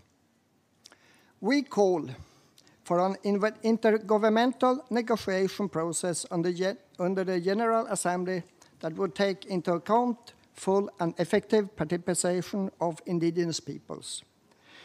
We recommend that the President of the General Assembly appoints for advisors 2 nominated by the member states and 2 nominated by the indigenous peoples to assist him in carrying out consultation of the procedures of intergovernmental negotiation process. The outcome of the negotiation process would be a draft modalities for the process on enhancing indigenous peoples' participation in the work of United Nations. This consultation roadmap could include several measures and modalities and should cover the following years. Alternatively, we could also accept a resolution of the Third Committee on the consultation roadmap encouraging the President of the General Assembly to nominate the advisors. Moreover, we would like to remind the importance of holding the regional consultations on the matter as requested in the 2017 General Assembly resolution. All of these consultations have not been concluded yet.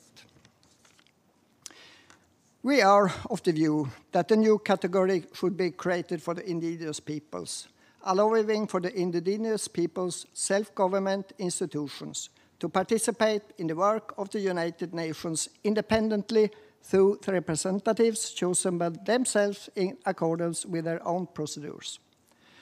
Indigenous peoples' self-government institutions, including the Sami Parliament of Finland, Norway, and Sweden, are currently prevented from independently participating in the work of the United Nations beyond the annual sessions of Permanent Forum on the Indigenous Issues and the Expert Mechanism on the Right of Indigenous Peoples.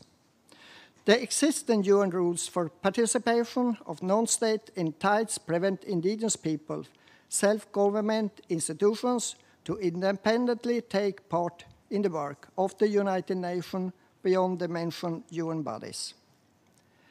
In our view, it is crucial importance that indigenous people's self-government institutions are allowed to take part in the work of the United Nations. This will also strengthen the United Nations' ability to effectively address and resolve issues affecting indigenous peoples. Thank you, Mr. Chair.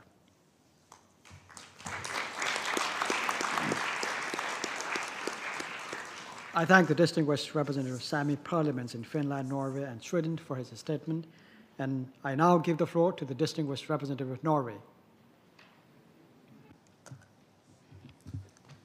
Thank you, Mr. President, and let me also thank the panelists for setting the stage in a very informative manner for today's discussion. Let me express how pleased we are to participate in this third hearing, aiming to follow up a key recommendation made 10 years ago in the Alta Conference and in the outcome document from the World Conference on the Indigenous Peoples in 2014, all with the goal to ensure greater participation from indigenous peoples in United Nations bodies on issues affecting them. And as many have said, this is very, very much in line with the UN Declaration on the Rights of Indigenous Peoples. And I think also, as many have mentioned, it is worth noting that the outcome document was adopted by consensus in the General Assembly, which shows a broad support among UN member states to promote and protect the rights of indigenous peoples and also to follow up on the proposals in the outcome document.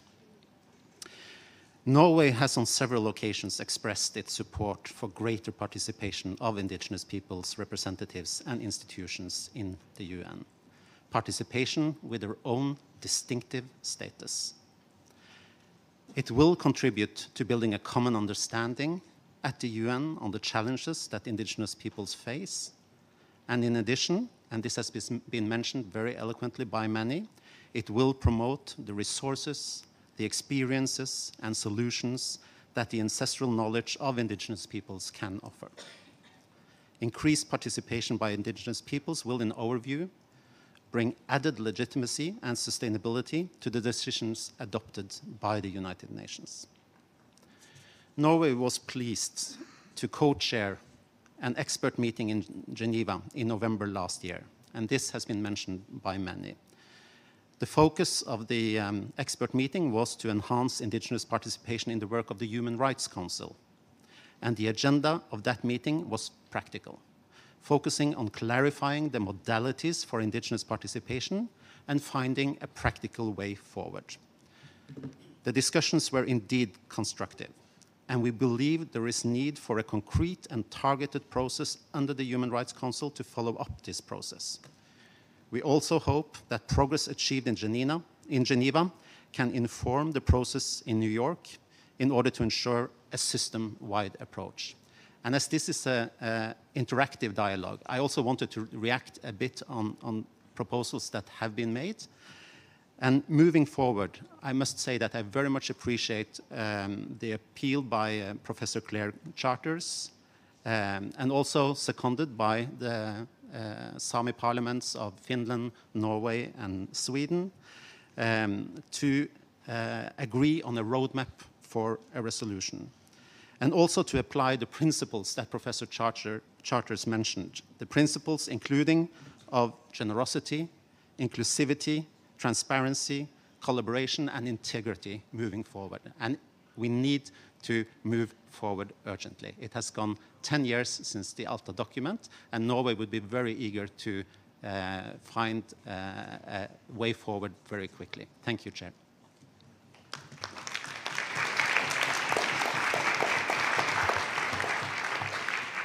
I thank the distinguished representative of Norway for his statement, and I now give the floor to the distinguished representative of Expert Mechanism on the Rights of the Indigenous People.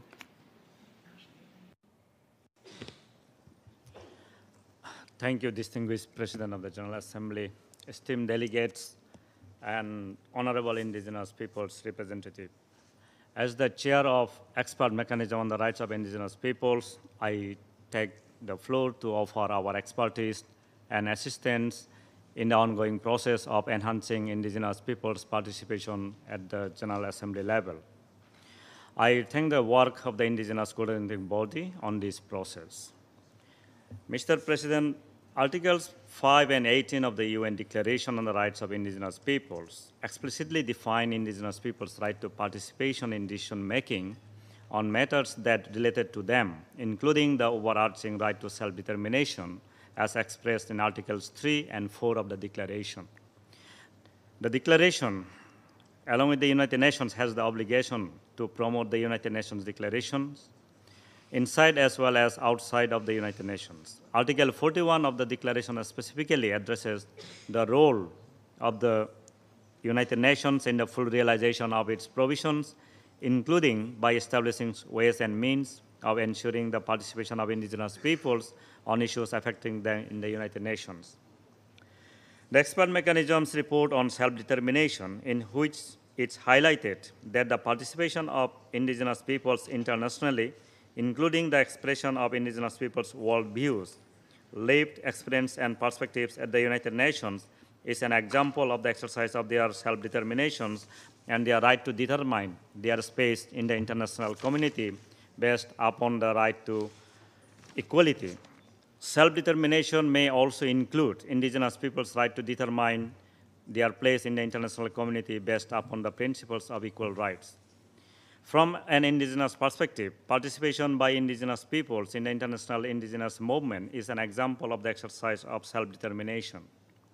That includes expression of indigenous peoples at the United Nations and other international forums where they can express their worldviews and perspectives on the international level, external to their own communities. The importance of ensuring that indigenous peoples' voices, the very people whose self-determination is affirmed by the declarations, are heard in the international community through participation in international policy forums and decision-making bodies is recognized. Mr. President, we emphasize the importance of the 2020 Kyoto and 2016 Bangkok outcome documents as the basis for continued discussions on enhanced participation and acknowledge the OHCHR November workshop as a valuable model for cooperation and dialogue. MRIP is committed to promoting indigenous people's rights and well-being, and we urge all parties to work collaboratively, respecting the rights of indigenous peoples and strain into the UN Declaration on the Rights of Indigenous Peoples. Thank you, and we remain available for the assistance of the member states as well as indigenous peoples in this process, and invite you to participate in the upcoming session of the expert mechanism in this July, where enhanced participation will be an agenda item. I thank you.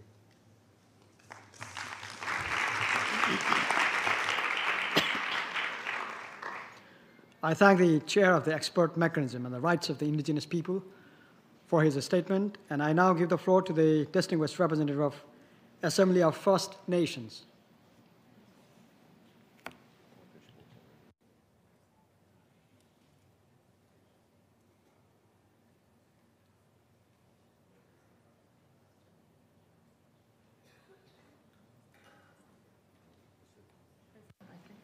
They spoke already.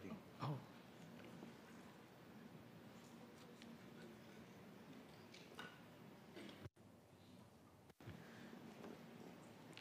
Then now I'll give the floor to the distinguished representative of Guatemala. Muchas gracias, señor presidente. Guatemala se congratula por la realización de este diálogo, el cual consideramos es parte de un proceso que debería resultar en acciones concretas, tales como definir un nuevo estatus que permita a los pueblos indígenas participar, distinguiéndolos de las instituciones de sociedad civil, instituciones nacionales de derechos humanos, organizaciones no gubernamentales o comunidades locales.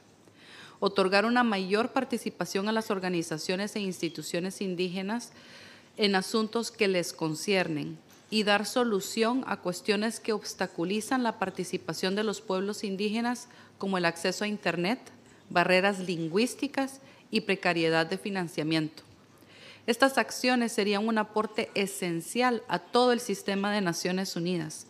Asimismo, consideramos que este proceso debe seguir garantizando la participación plena y efectiva de pueblos indígenas en todas las etapas y niveles.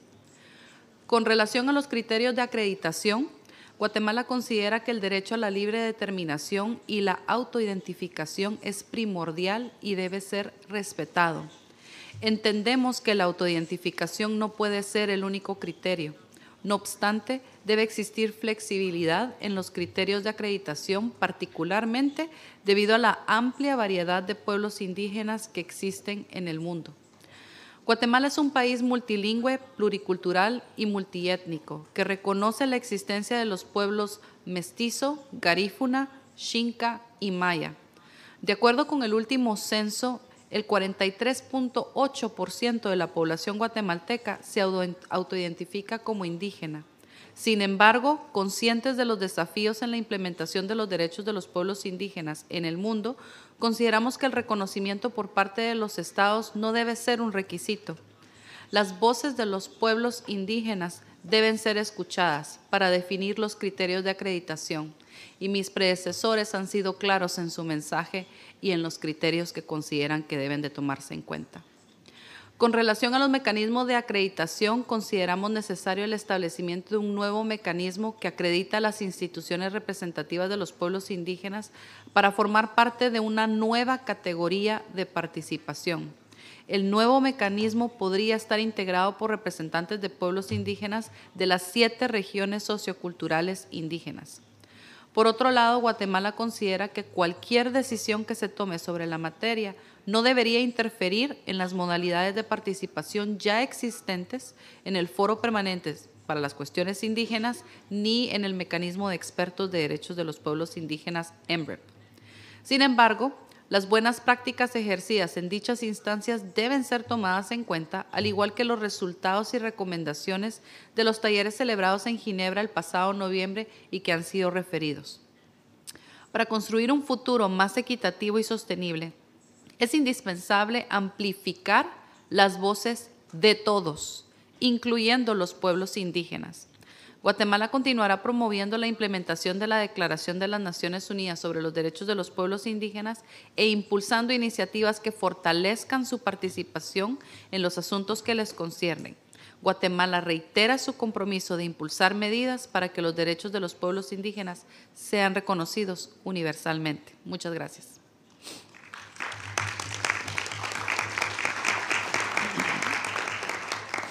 I thank the distinguished representative of Guatemala for his statement, and I now give the floor to the distinguished representative of Indian Law Resource Center.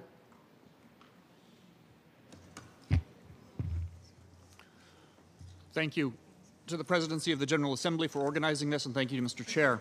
The Indian Law Resource Center has been working to advance Indigenous peoples' rights through the UN and the Organization of American States since we were established in 1978. And we've worked to secure the right of Indigenous peoples' representative institutions to participate and contribute to the work of the UN on their own behalf since this conversation began with the preparatory process for the 2014 World Conference. Over these many years of hearings and negotiations, the Center's position has been clear. Indigenous peoples' representative institutions are not non-governmental organizations. They establish and enforce our laws, They regulate our lands and actions. They administer social service programs. They are our governments. Indigenous peoples' representative institutions have expertise and interest in nearly every aspect of work done at the UN. Human rights and biodiversity, of course, but also migration, climate, women's rights, sustainable development, peace, and security. Indigenous peoples have much to offer to these policy debates, and we have much at stake in these decisions on these topics. Our representative institutions must be able to attend meetings that are relevant to them, speak on their own behalf, and participate in decision-making on matters affecting our rights. This will require a new status, distinct from existing provisions for NGOs, to reflect what Indigenous peoples' representative institutions in fact are and what they in fact do. The new status must be consistent with the UN Declaration as adopted by the General Assembly in 2007. The Declaration says in Article 43 that it constitutes the minimum standards for survival, dignity, and well-being of Indigenous peoples. And in 2014, the General Assembly in the World Conference Outcome Document reaffirmed its solemn commitment to respect, promote, and advance, and in no way diminish the rights of Indigenous peoples. In this discussion about enhanced participation, we draw attention specifically to Indigenous peoples' rights to self-determination, which includes self-government rights, rights of participation in decision-making through their own representatives, and right to determine their own identity or membership in accordance with their customs and traditions.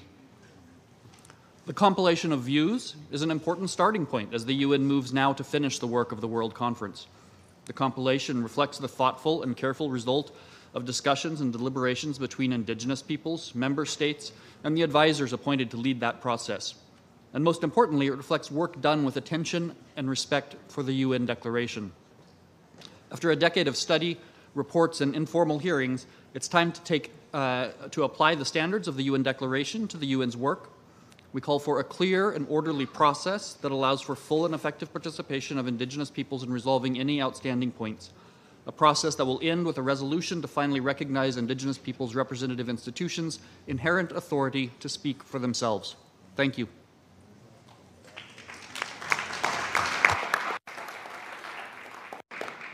I thank the distinguished representative of Indian Law Resource Center for his statement, and I now give the floor to the distinguished representative of plurinational state of Bolivia.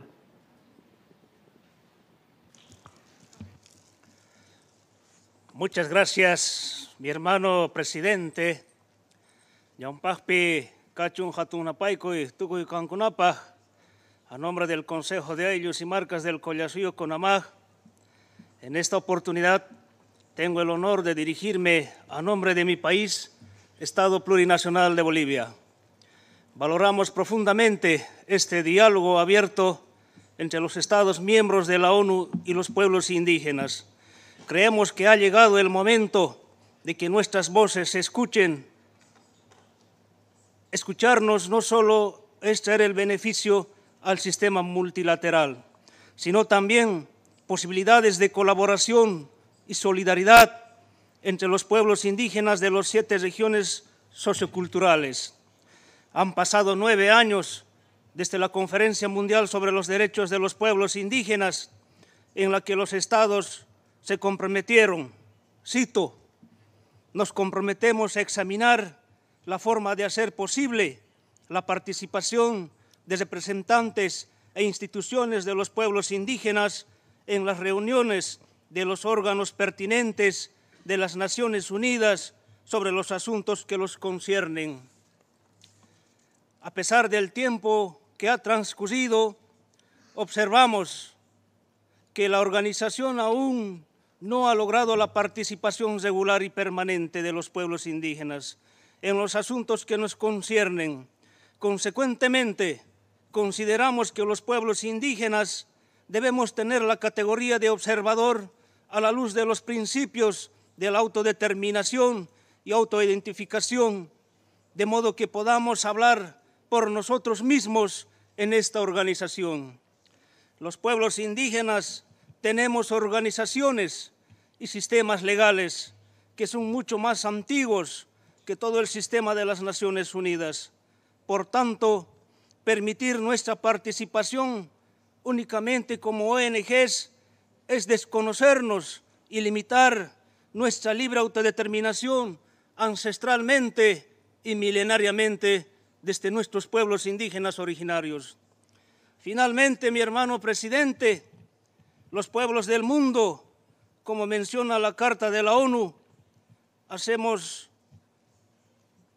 depositado toda nuestra fe en esta organización y en coherencia con sus principios, los pueblos indígenas del mundo no estamos solicitando un favor, esperamos pacientemente por la corrección de una injusticia y que viva la unidad de nuestros pueblos del mundo. Muchas gracias, mi hermano presidente, y un hayaya.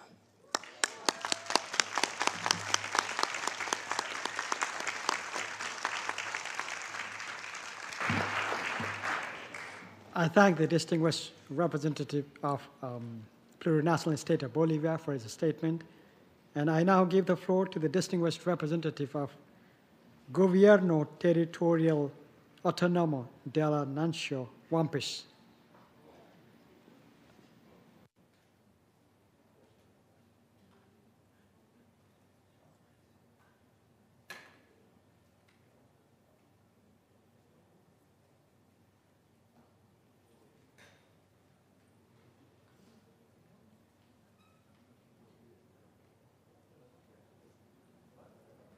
Can you raise your hand for some time here?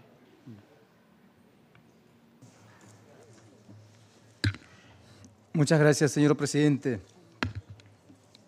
Mi nombre es Nayab Santiago, vengo desde el nororiente de la Amazonía peruana. Voy a hablar en nombre del Gobierno Territorial Autónomo de la Nación Wampish, un pueblo que, en base a la Declaración de las Naciones Unidas sobre los Derechos de los Pueblos Indígenas y el Convenio 169, nos autoproclamamos como un gobierno indígena en ejercicio de esos derechos con el objetivo de construir y reivindicar nuestros derechos milenarios. Después de largas luchas y trabajos, el 2021, la ONU confirmó la inclusión del territorio de la Nación Wampish en el registro de territorios y áreas conservadas locales, TICA, del Centro Mundial para el Seguimiento de la Conservación, así como en la Base Mundial de Datos sobre Áreas Protegidas. Esto ha sido nuestro primer paso para asegurar la continuidad de nuestros territorios para las generaciones futuras, la humanidad y el planeta, y nos comprometimos a seguir trabajando de forma efectiva y equitativa. Nuestro territorio integral es de 1.327.760 hectáreas de bosques y fuentes de agua en la Amazonía. Parte de ello incluye la cordillera de Campanquias, una área de suma importancia al ser un foco mundial de diversidad biológica con alta composición de especies endémicas.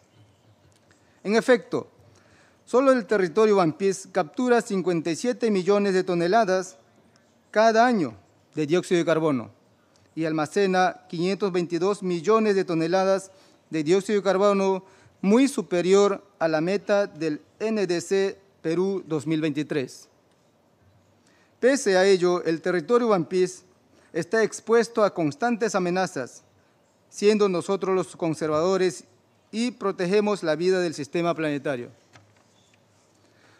Señor presidente, la actual legislación peruana sobre la titulación de territorios de los pueblos indígenas se realiza por comunidades y no por integridad territorial ancestral, permitiendo que los pueblos indígenas posean territorios fragmentados.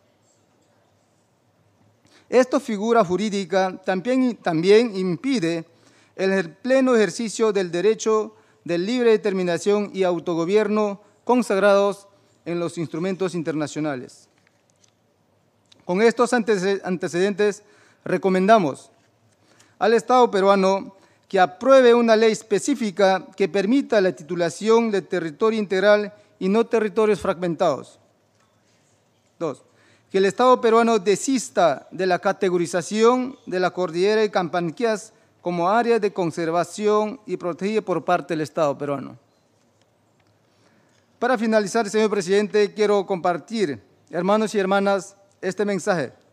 El planeta es nuestra casa, necesita nuestra ayuda el tiempo se está agotando. Es momento de pensar un poco más en nuestro futuro que en el presente. El planeta es nuestra casa. Por favor, cuidémoslo.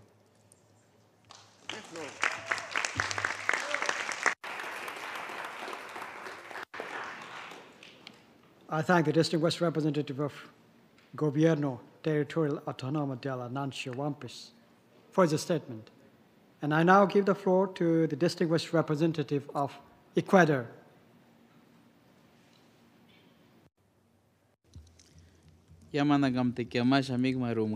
Señor presidente, agradezco la organización de este espacio que nos permite reflexionar sobre las necesidades, retos y desafíos en la participación de los pueblos indígenas en Naciones Unidas, en el marco de la crisis que a nivel global estamos enfrentando.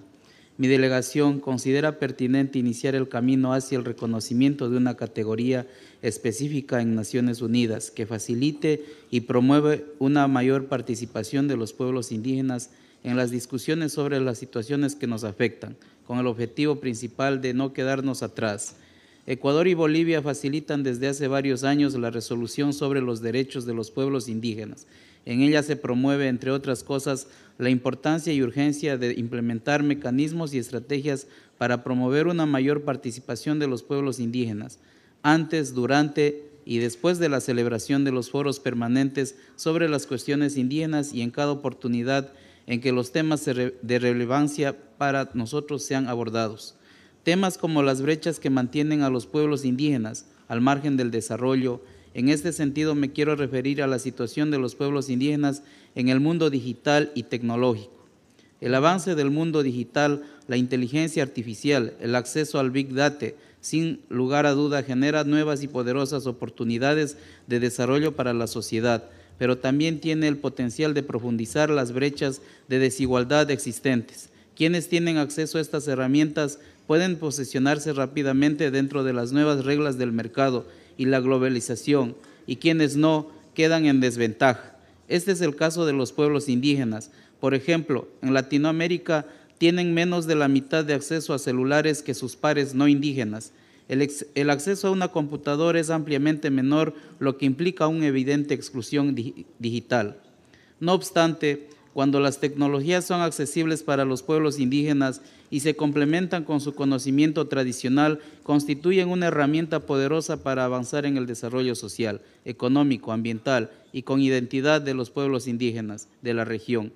En el curso de la acelerada revolución digital, es indispensable promover el acceso equitativo a la tecnología y diseñar iniciativas a medida de las necesidades de cada población. Apoyar el acceso de los pueblos indígenas a las nuevas tecnologías es una prioridad en la región, no solo para cerrar las brechas de inclusión digital, sino también para avanzar hacia un siglo XXI más equitativo. Muchas gracias.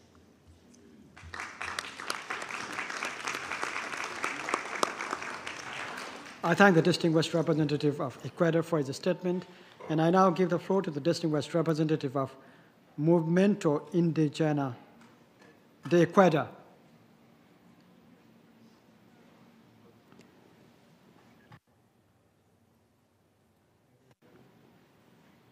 Señor presidente, soy Majo Andrade Cerda del pueblo quichua de Serena, en la Amazonía ecuatoriana.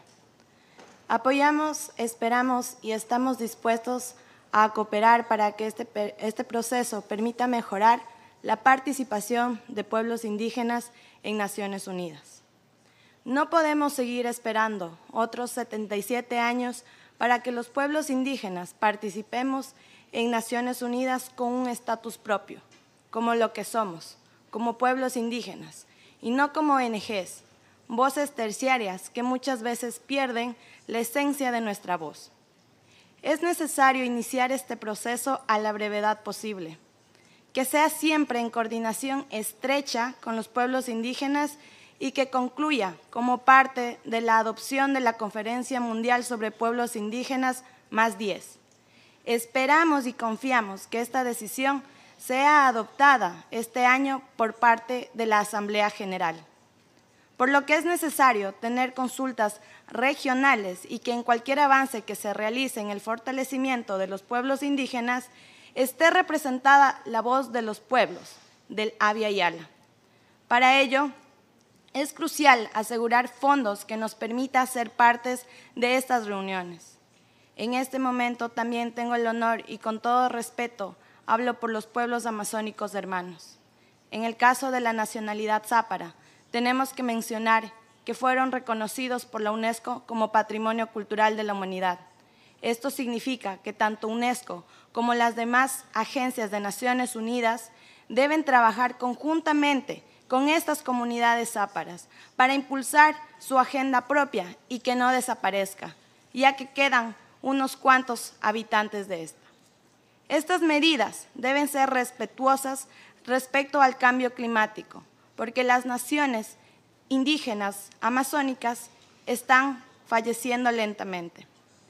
Y en contexto, la Amazonía está deforestándose de una manera aguda y el territorio zápara, uno de los más biodiversos del planeta, está falleciendo. Por eso es una necesidad que cada agencia de ONU, que se promueva también el reconocimiento como patrimonio cultural, no solo de nuestras nacionalidades, sino también nuestros ríos, nuestros cuerpos de agua, nuestros lugares sagrados, para que nadie los toque y podamos seguir adelante.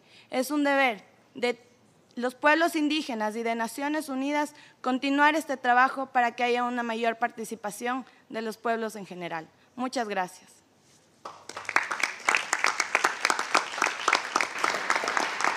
I thank the distinguished representative of Movimiento Indígena de Ecuador for her statement, and I now give the floor to the distinguished representative of Canada.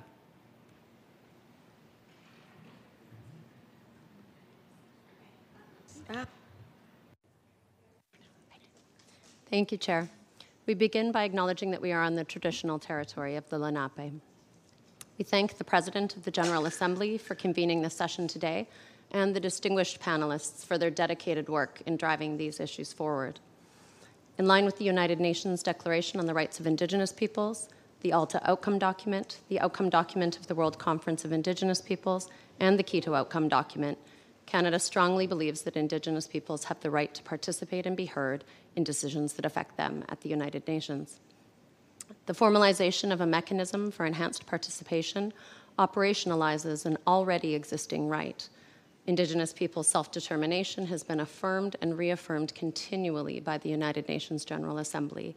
This right to self-determination is defined in Common Article 1 of the International Covenant on Economic, Social, and Cultural Rights, in the International Covenant on Civil and Political Rights, and in the UN Declaration on the Rights of Indigenous Peoples. Canada calls on the United Nations General Assembly to allow for Indigenous peoples' representative institutions to participate through the creation of a formal and distinct status. The process of enhanced participation must focus on Indigenous peoples based on their right to self-determination and cannot be conflated or confused with local communities and minorities. Additionally, this process should not undermine existing procedures that enable the participation of Indigenous peoples in the sessions of the UN Permanent Forum on Indigenous Issues and the Expert Mechanism on the Rights of Indigenous Peoples. Canada would also like to stress that an increase in Indigenous peoples' participation must come with increased attention to reprisals, and safeguards must be in place to ensure that the United Nations General Assembly is a place of safety for all Indigenous peoples. It has also become clear over recent years that there is a strong need for better support for Indigenous peoples to engage on this topic, including financial support and capacity building. Canada is pleased to be a contributor to the UN Voluntary Fund for Indigenous Peoples, which plays a crucial role in enabling Indigenous peoples to participate in these discussions, and to have supported the Indigenous Coordinating Body that was established in Quito. Canada will continue to promote enhanced participation across the UN system, including, as we anticipate, a review conference for the World Conference on Indigenous Peoples. We are appreciative of this opportunity to engage in dialogue together today. Thank you.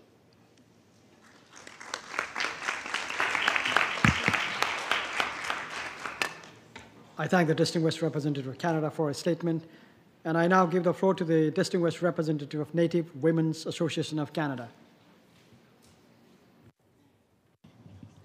Good afternoon, Tansei. My name is Judy Hughes. This is Mel Critch with the Native Women's Association of Canada, and we're here to tell you that genocide is alive and well in Canada.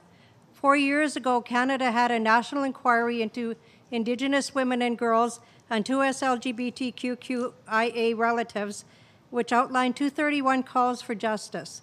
Despite this national inquiry declaring a genocide, we continue to see Indigenous women and girls and 2S LGBTQIA relatives go missing and being murdered in Canada at alarming rates.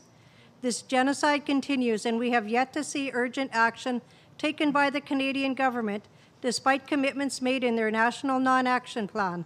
As the leading voice against ongoing genocide of Indigenous women and girls and 2S LGBTQIA relatives, the Native Women's Association of Canada makes great efforts to lobby the federal government to address the systemic violence against us. We work to end police brutality and profiling and the dumping of our sisters in garbage dumps and refusing to search for their remains. But we all need to work together to stop the violence and abuse against us. We must rise up. This is a call to action for everyone to take one more step to eliminate racial discrimination, because a status quo is not enough. We all have in our power the ability to make a difference. When we see discrimination, let's call it out. When we have the opportunity to change public policy, let's do so. When we are able to galvanize others into action, let's do so.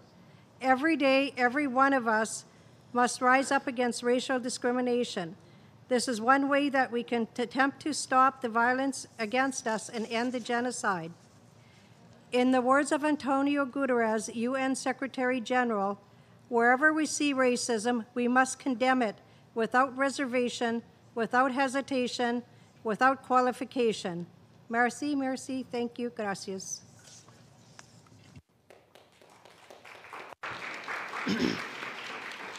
I thank the distinguished representative of Native Women's Association of Canada, and I now give the floor to the distinguished representative of Brazil. Buenas tardes, senhor presidente. Me llamo Juliette Baré, soy del pueblo indígena Baré y miembro de la Delegación Oficial de Brasil, representante do recente criado Ministério dos Pueblos Indígenas de Brasil. Estou aqui como delegação oficial. Me gostaria de mencionar que é a primeira vez que o governo de Brasil está representado por pessoas indígenas em esta importante organização. Estamos aqui para reforçar nossa petição a todos da comunidade internacional aqui presente a respeito da grande importância do Brasil frente aos países do mundo e os esforços em proteger os direitos indígenas em Brasil e em todo o planeta. La defensa e la demarcação de los territórios indígenas e la proteção de la floresta. E seus biomas e la responsabilidade criminal de las pessoas e organizações responsáveis por la violência e los crimes contra os povos indígenas e ao garimpo. O desmatamento e explorações ilegais da Amazônia. Estamos trabalhando junto ao novo governo de Brasil, escutando e colaborando com as organizações da sociedade civil e em setor privado para melhorar a colaboração de nosso país na luta contra a crise climática. E, por último, apoiamos a petição de Bolívia para que a ONU tenha representante dos povos indígenas na Assembleia Geral e assim ter nossas vozes ouvidas e ter poder de decisão na mesa de negociação especial em los temas que dizem respeito a nossa comunidade. Gracias.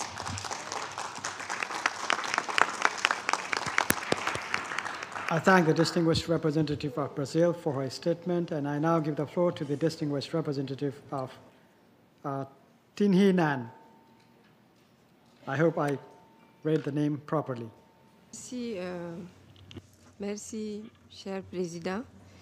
Effectivement, vous avez bien prononcé. Nous vous remercions pour ça. Je félicite la présidence de l'Assemblée générale qui a continué ce processus avec mes collègues autochtones, représentants des autochtones et d'autres partis. Effectivement, je fais partie de ce comité global des peuples autochtones qui a travaillé sur l'organisation et la préparation de la conférence mondiale sur les peuples autochtones, dont ce point est inclus.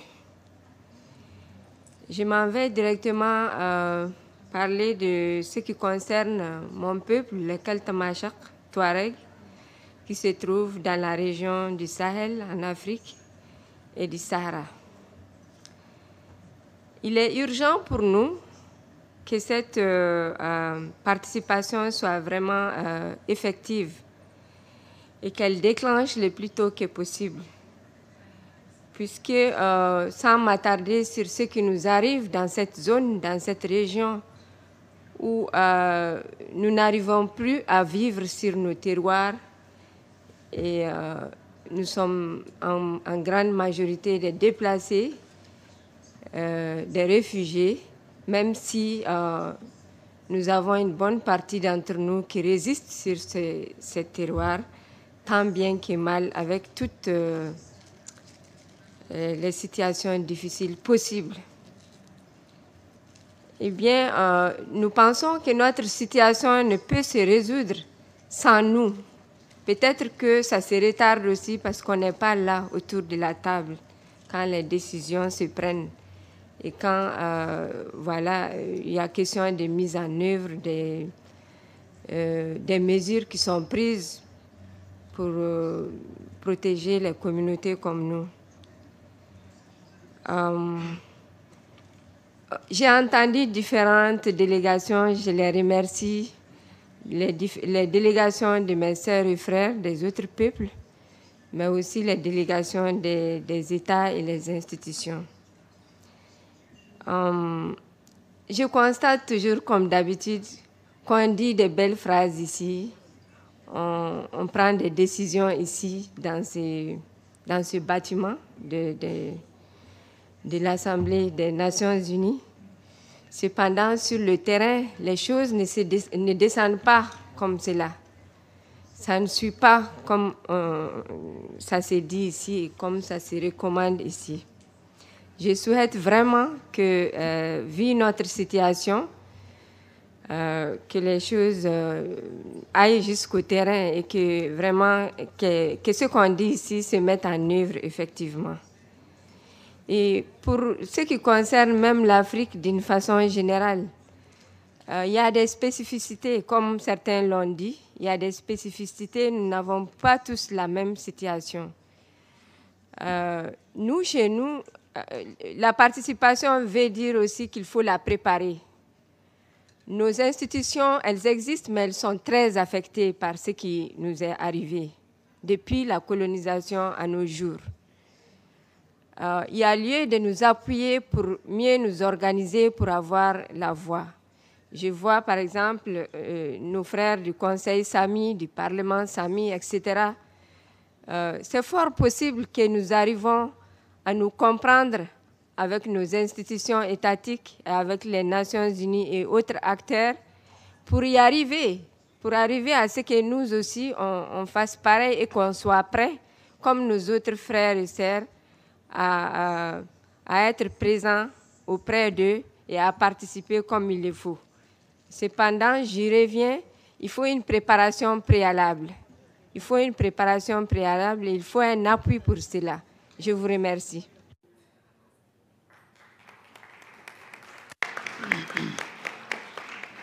I thank the distinguished representative of Tinhinan for her statement, and I now give the floor to the distinguished representative of Ejolina Thomas Foundation for the defense of the rights of the inhabitants of the Caribbean coast of Nicaragua.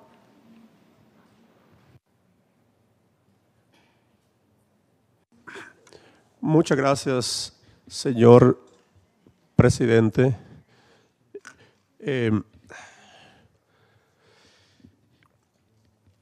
Mi nombre es Carlos Henry Thomas, soy del pueblo Miskitu. Soy descendiente de los jefes hereditarios de la Mosquitia, más conocido como los reyes moscos o misquitos. Al comenzar, el señor presidente dijo palabras que nos da esperanza a todos los pueblos indígenas, al igual que el señor relator especial dijo, nos da mucha esperanza, aunque todavía, como dijo nuestro hermano Kenneth, muchos de los pueblos de la Mosquitia vive lo que vivió el líder Discaje. Nosotros en la Mosquitia tenemos garífonos, misquitus, uluas, mayacnas, ramas y afrodescendientes que viven en este territorio que no tienen voz, si no tiene una fundación o una organización para que pueda asistir a estas instancias. Y en estos momentos la situación en el estado de Nicaragua, todas las fundaciones o organizaciones han sido canceladas y ya no dan más oportunidad para estos lugares así. Y esto nos calla más que nunca la voz de todos estos pueblos que viven en una marginación y discriminación en el territorio de la Mosquitia. Y la burocracia de estas instancias, que si no tienes estas organizaciones no se puede registrar para poder llegar aquí. Eso nos hace más difícil para que estos pueblos sin voz puedan poder traer sus problemas ante este foro. El pueblo o los pueblos de la Mosquitia hoy vive una colonización interna que ha terminado con más de 1,5 millones de bosques que el pueblo hoy está viviendo de una manera, una forma de miedo, que no duermen bien, comunidades enteras han sido desplazadas. Tenemos 79 líderes indígenas o comunales y activistas que han sido asesinados en Nicaragua. Uno de ellos es mi hijo Mark Rivas, un joven indígena que participó mucho en foros similares a esto. Y hoy su muerte ha quedado impune y no se ha escuchado hablar en estas instancias del nombre de mi hijo. Y esta situación lo está viviendo los pueblos Misquitu, Mayacna, Rama y los pueblos afrodescendientes en Nicaragua.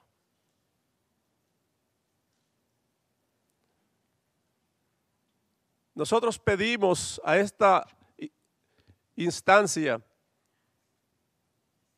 que obligue al Estado de Nicaragua a llevar a cabo la etapa de saneamiento de los pueblos indígenas,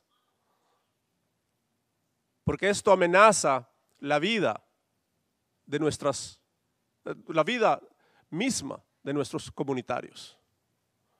Nosotros no podemos salir, las mujeres no pueden salir, los hombres no pueden pescar, las mujeres no pueden ir a lavar ropa en los ríos, porque temen y viven amenazados y temen la muerte. Esa es la situación real de los pueblos de la Mosquitia hoy en Nicaragua. Hay muchas palabrerías bonitas, pero la realidad es totalmente diferente. Nosotros tenemos líderes impuestas por el gobierno. Si los líderes escogidos por el pueblo no tienen el reconocimiento del gobierno, no son electos, porque no están afines con el gobierno. Es la situación de mi pueblo. Nosotros pedimos que tomen conciencia que solo hablar no resuelve los problemas. Muchas gracias. No más amenaza y muerte al pueblo misquito. Muchas gracias a todos.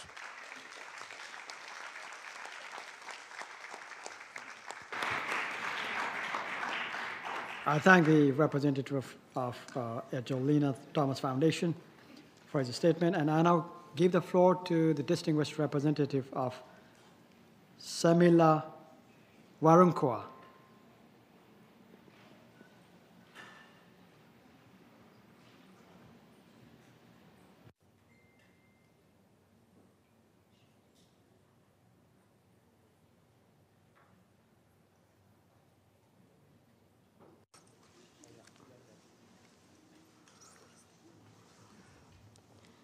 Me presento, mi nombre es María Vélez Medina Quiscue, soy indígena del pueblo Nasa de Colombia, víctima del conflicto armado que no cesa en nuestros territorios.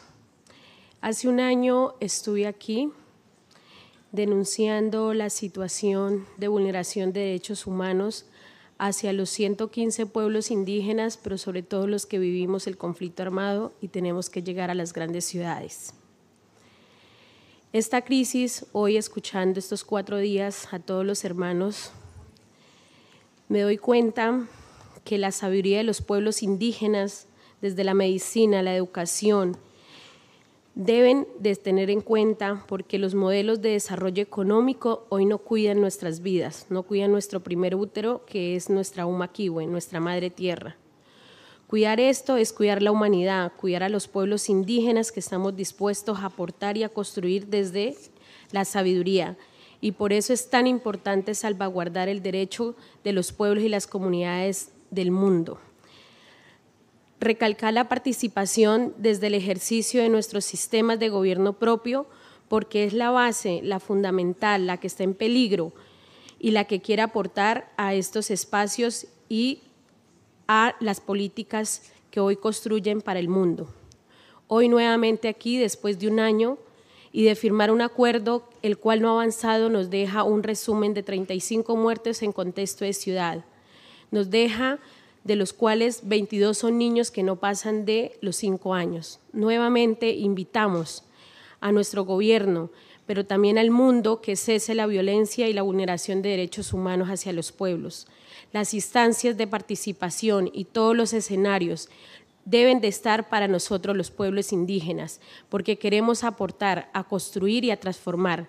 Las mujeres, los niños y el mundo hoy lo está diciendo, que no podemos seguir en esta condición porque vamos a exterminar la vida y la humanidad. Muchísimas gracias.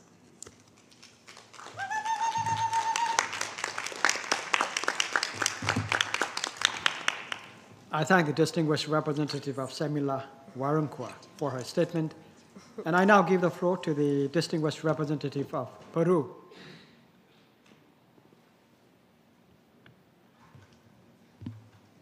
Señor presidente, quisiera en primer lugar agradecer por su intermedio al presidente de la Asamblea General por organizar esta tercera audiencia interactiva con los pueblos indígenas. Tras haber tenido que postergarla en más de una ocasión debido a las restricciones causadas por la pandemia de la COVID-19, es grato poder estar nuevamente reunidos de manera presencial junto a los representantes de los pueblos indígenas y sus organizaciones. Agradezco también las valiosas reflexiones del presidente del Foro Permanente para las Cuestiones Indígenas y de los panelistas.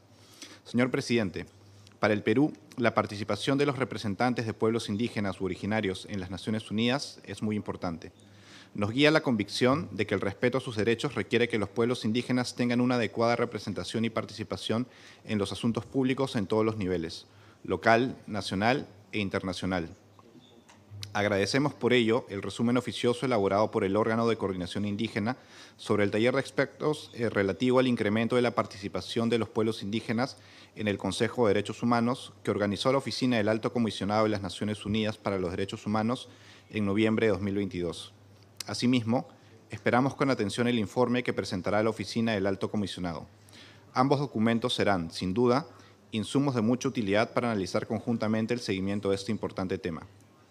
Señor presidente, en el mencionado taller de expertos, mi país reiteró su apoyo a la participación de los representantes de pueblos indígenas en los espacios y foros correspondientes en las Naciones Unidas. En aquella ocasión, recordamos que la adopción de la Declaración de las Naciones Unidas sobre los Derechos de los Pueblos Indígenas, uno de los hitos más importantes sobre el tema que hoy nos ocupa, fue el fruto de un proceso de negociación entre los Estados miembros en el que, con la activa participación de los representantes de los pueblos indígenas y de organizaciones intergubernamentales, se pudo lograr un adecuado balance entre las diferentes perspectivas e intereses. Por ello, creemos que la activa y dinámica participación de los pueblos indígenas en el proceso de elaboración y negociación de la declaración debe guiar las discusiones sobre la representación de los pueblos indígenas. En ese sentido, esta audiencia interactiva es un paso en la dirección correcta. El Perú, por tanto, continuará participando activamente en este proceso para que las voces de los pueblos indígenas sean escuchadas y sus derechos respetados, y así cumplir la promesa de la Agenda 2030 de no dejar a nadie atrás. Muchas gracias.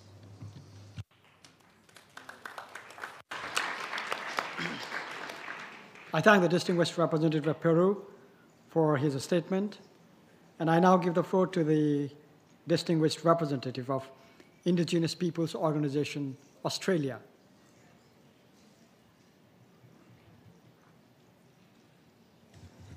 Thank you, Chair, distinguished representatives, sisters and brothers. Thank you for the opportunity to provide critical comments on these processes to enhance Indigenous participation at the UN. I'd also like to acknowledge that we're meeting on the ancestral lands of the Lenape peoples. I'm Kathy Eatock, a Garian Bachelor woman and co-chair of the Indigenous Peoples Organisation of Australia, and also Pacific member to the facilitative working group of the Local Communities and Indigenous Peoples Platform of the UNFCCC. Following the enforced break due to COVID, I'd like to take the opportunity to urge the General Assembly to renew these processes, to consider means to enhance Indigenous participation within United Nations mechanisms. This meeting must be the start of furthering these processes rather than the end of a process. The Conference of the Parties on Climate Change and the Local Communities and Indigenous Peoples Platform highlight both the tremendous value of Indigenous input into UN mechanisms in addressing the global challenges we face, but it also emphasises the difficulties in getting First Nations voices, experience and solutions heard in a highly competitive venue. It emphasises the importance of these processes on enhancing Indigenous participation. It emphasises that these processes need to continue. In relation to the modalities, we first and foremost need a specific Indigenous category. Indigenous peoples are not NGOs. Governance structures vary between regions with differing histories of colonisation, but we Indigenous peoples are all distinct from civil society organisations. We are Indigenous peoples with rights to self-determination. As Indigenous peoples, we have governance mechanisms with elected or traditionally appointed representatives. However, we need further engagement at a regional level to enable a greater level of discussion and input into the drafting of the modalities and accreditation criteria, so greater regional engagement is necessary. We also need to ensure that these processes are guided by the appointment of Indigenous advisors, such as Professor Claire Charters and Professor James Anaya, to progress these matters. I also want to take the opportunity to endorse the calls to mark the 10 years since the previous World Conference on Indigenous Peoples as timely to review the recommendations of the 2014 outcome document through the hosting of an Indigenous Peoples World Conference +10 in 2025. So to finish up, I call for a refresh of these processes to enable better engagement with Indigenous peoples and state members, and call for a recommendation for the hosting of a further World Conference on Indigenous Peoples be made and supported at the General Assembly in September 2023. Thank you, Chair.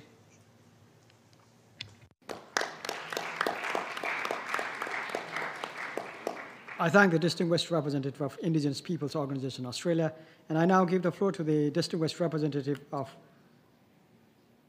Chilcotin National Government.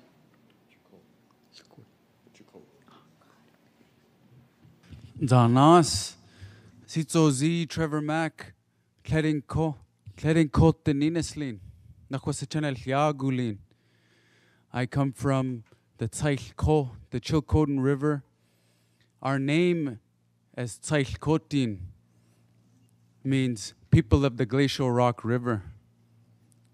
And our government, the Tsailkotin National Government, is made up of 6 distinct communities that also call themselves Tsailkotin.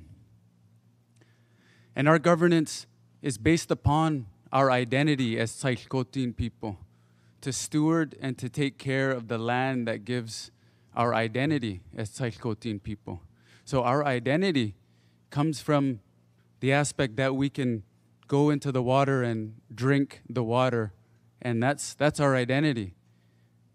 And so when we talk about recognizing autonomous indigenous governance and the benefits that we can give to the United Nations and to our neighboring countries, is why wouldn't we do everything we possibly can to defend the very land in which our identity comes from and inspires our people to continue stewarding?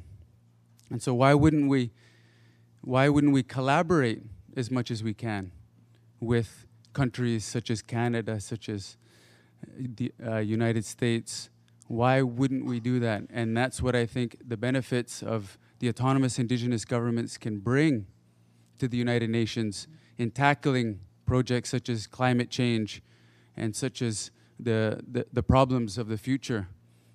And so Tsailkotin people, the people of the Glacial Rock River, our identity can't exist. The river can't exist without the glaciers that give existence to the lakes, that give existence to the river, that is connected to the ocean. So our identity is not just connected, compartmentalized. There aren't invisible lines that stop our governance. Our governance has for thousands of years been collaborating with other indigenous governments for thousands and thousands of years, that's connected spatially. And so, thank you.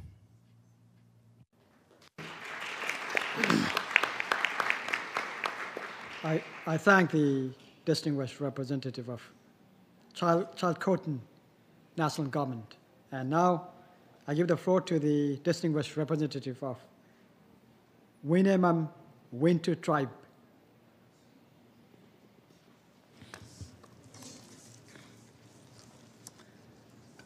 Estem Chalit.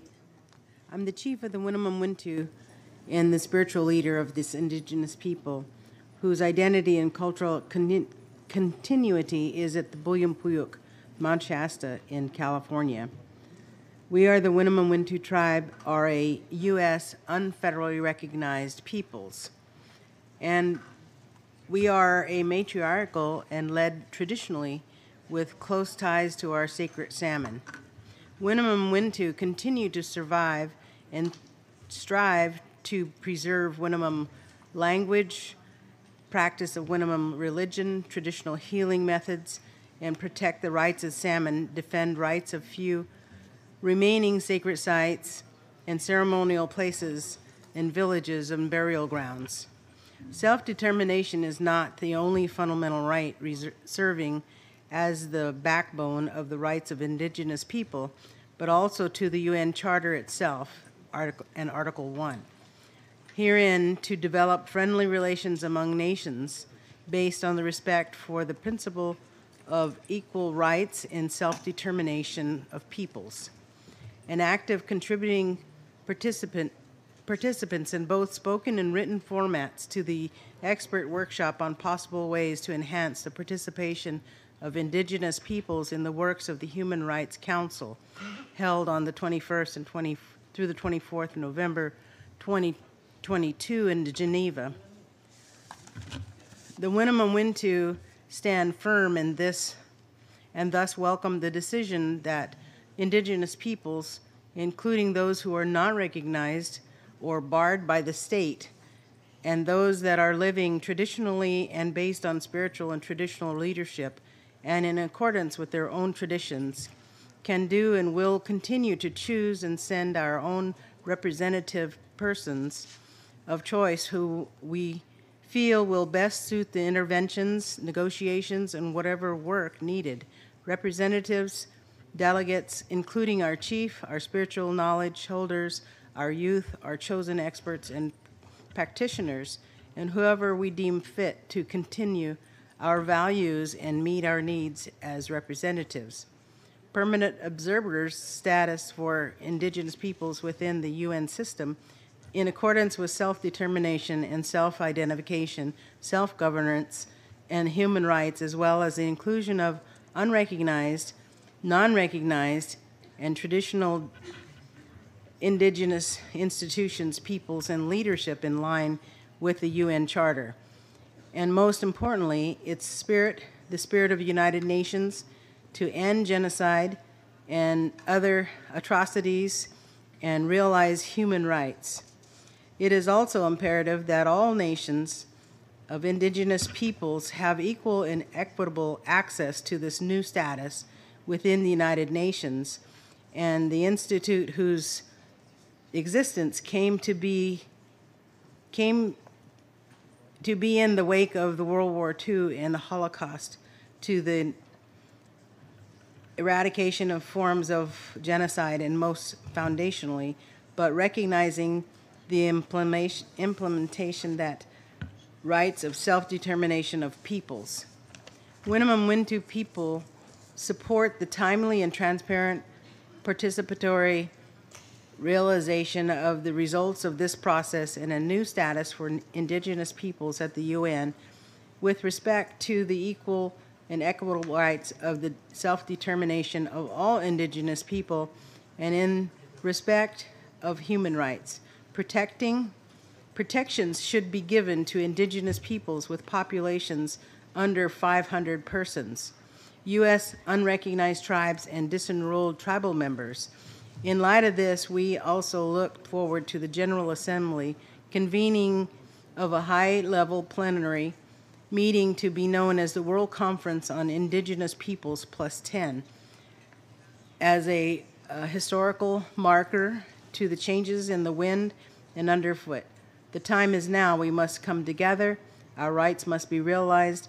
Our future generations to end the genocides that have been forced upon us, to turn the pages of the dark eras of colonialism, and we have been surviving and survived, to recognize our humanity, our gifts, our friendship, needs and contributions, and legal, spiritual, plenary, and participatory human rights. Hichala Beskin. Thank you, President.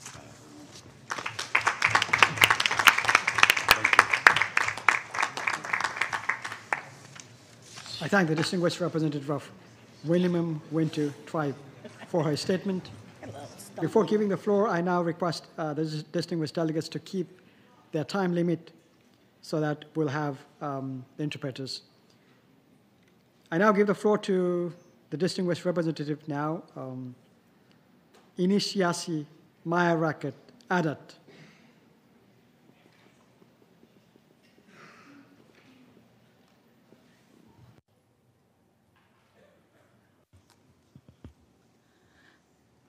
Thank you, Chair. First of all, I would like to thank the UN Voluntary Fund for indigenous people that support my participation in this important forum. Indigenous peoples often lack formal recognition over their land, territories, and natural resources, and face multiple barriers to participate fully in the formal economy, enjoy access to justice, and participate in political processes and decision-making. This legacy of inequality and exclusion has made indigenous peoples more vulnerable to the impacts of climate change and natural disaster, including to the disease outbreak that we have facing, such as COVID-19. As my observation in this forum, challenges have been mentioned by mostly indigenous peoples in Asia is lack of recognition, and some issues like in other parts of the world, such as marginalization, poverty, disease, and violence.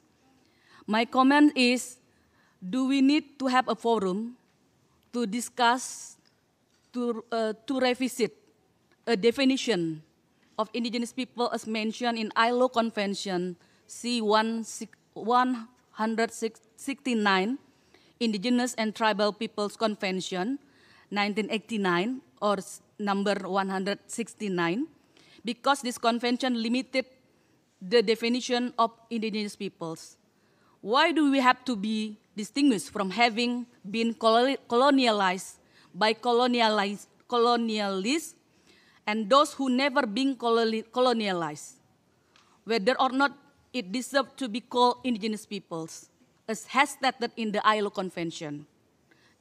I would like to mention briefly, the convention applies to tribal people in independent countries whose social, cultural, and economic condition distinguish from them from other sections of the national community, and then peoples in independent countries who are regarded as indigenous on account of their descent from the population which inhabited the country or geographical region to which the country belonged at the time of conquest, of colonization, or the establishment of present state boundaries, and who, irrespective of their legal status, retain some or all of their own social, economic, cultural, and political institution. And the second one, my comment is, how can UNDRIP be properly implemented, not just as a guideline or as the declaration for every country in the world? Terima kasih, thank you.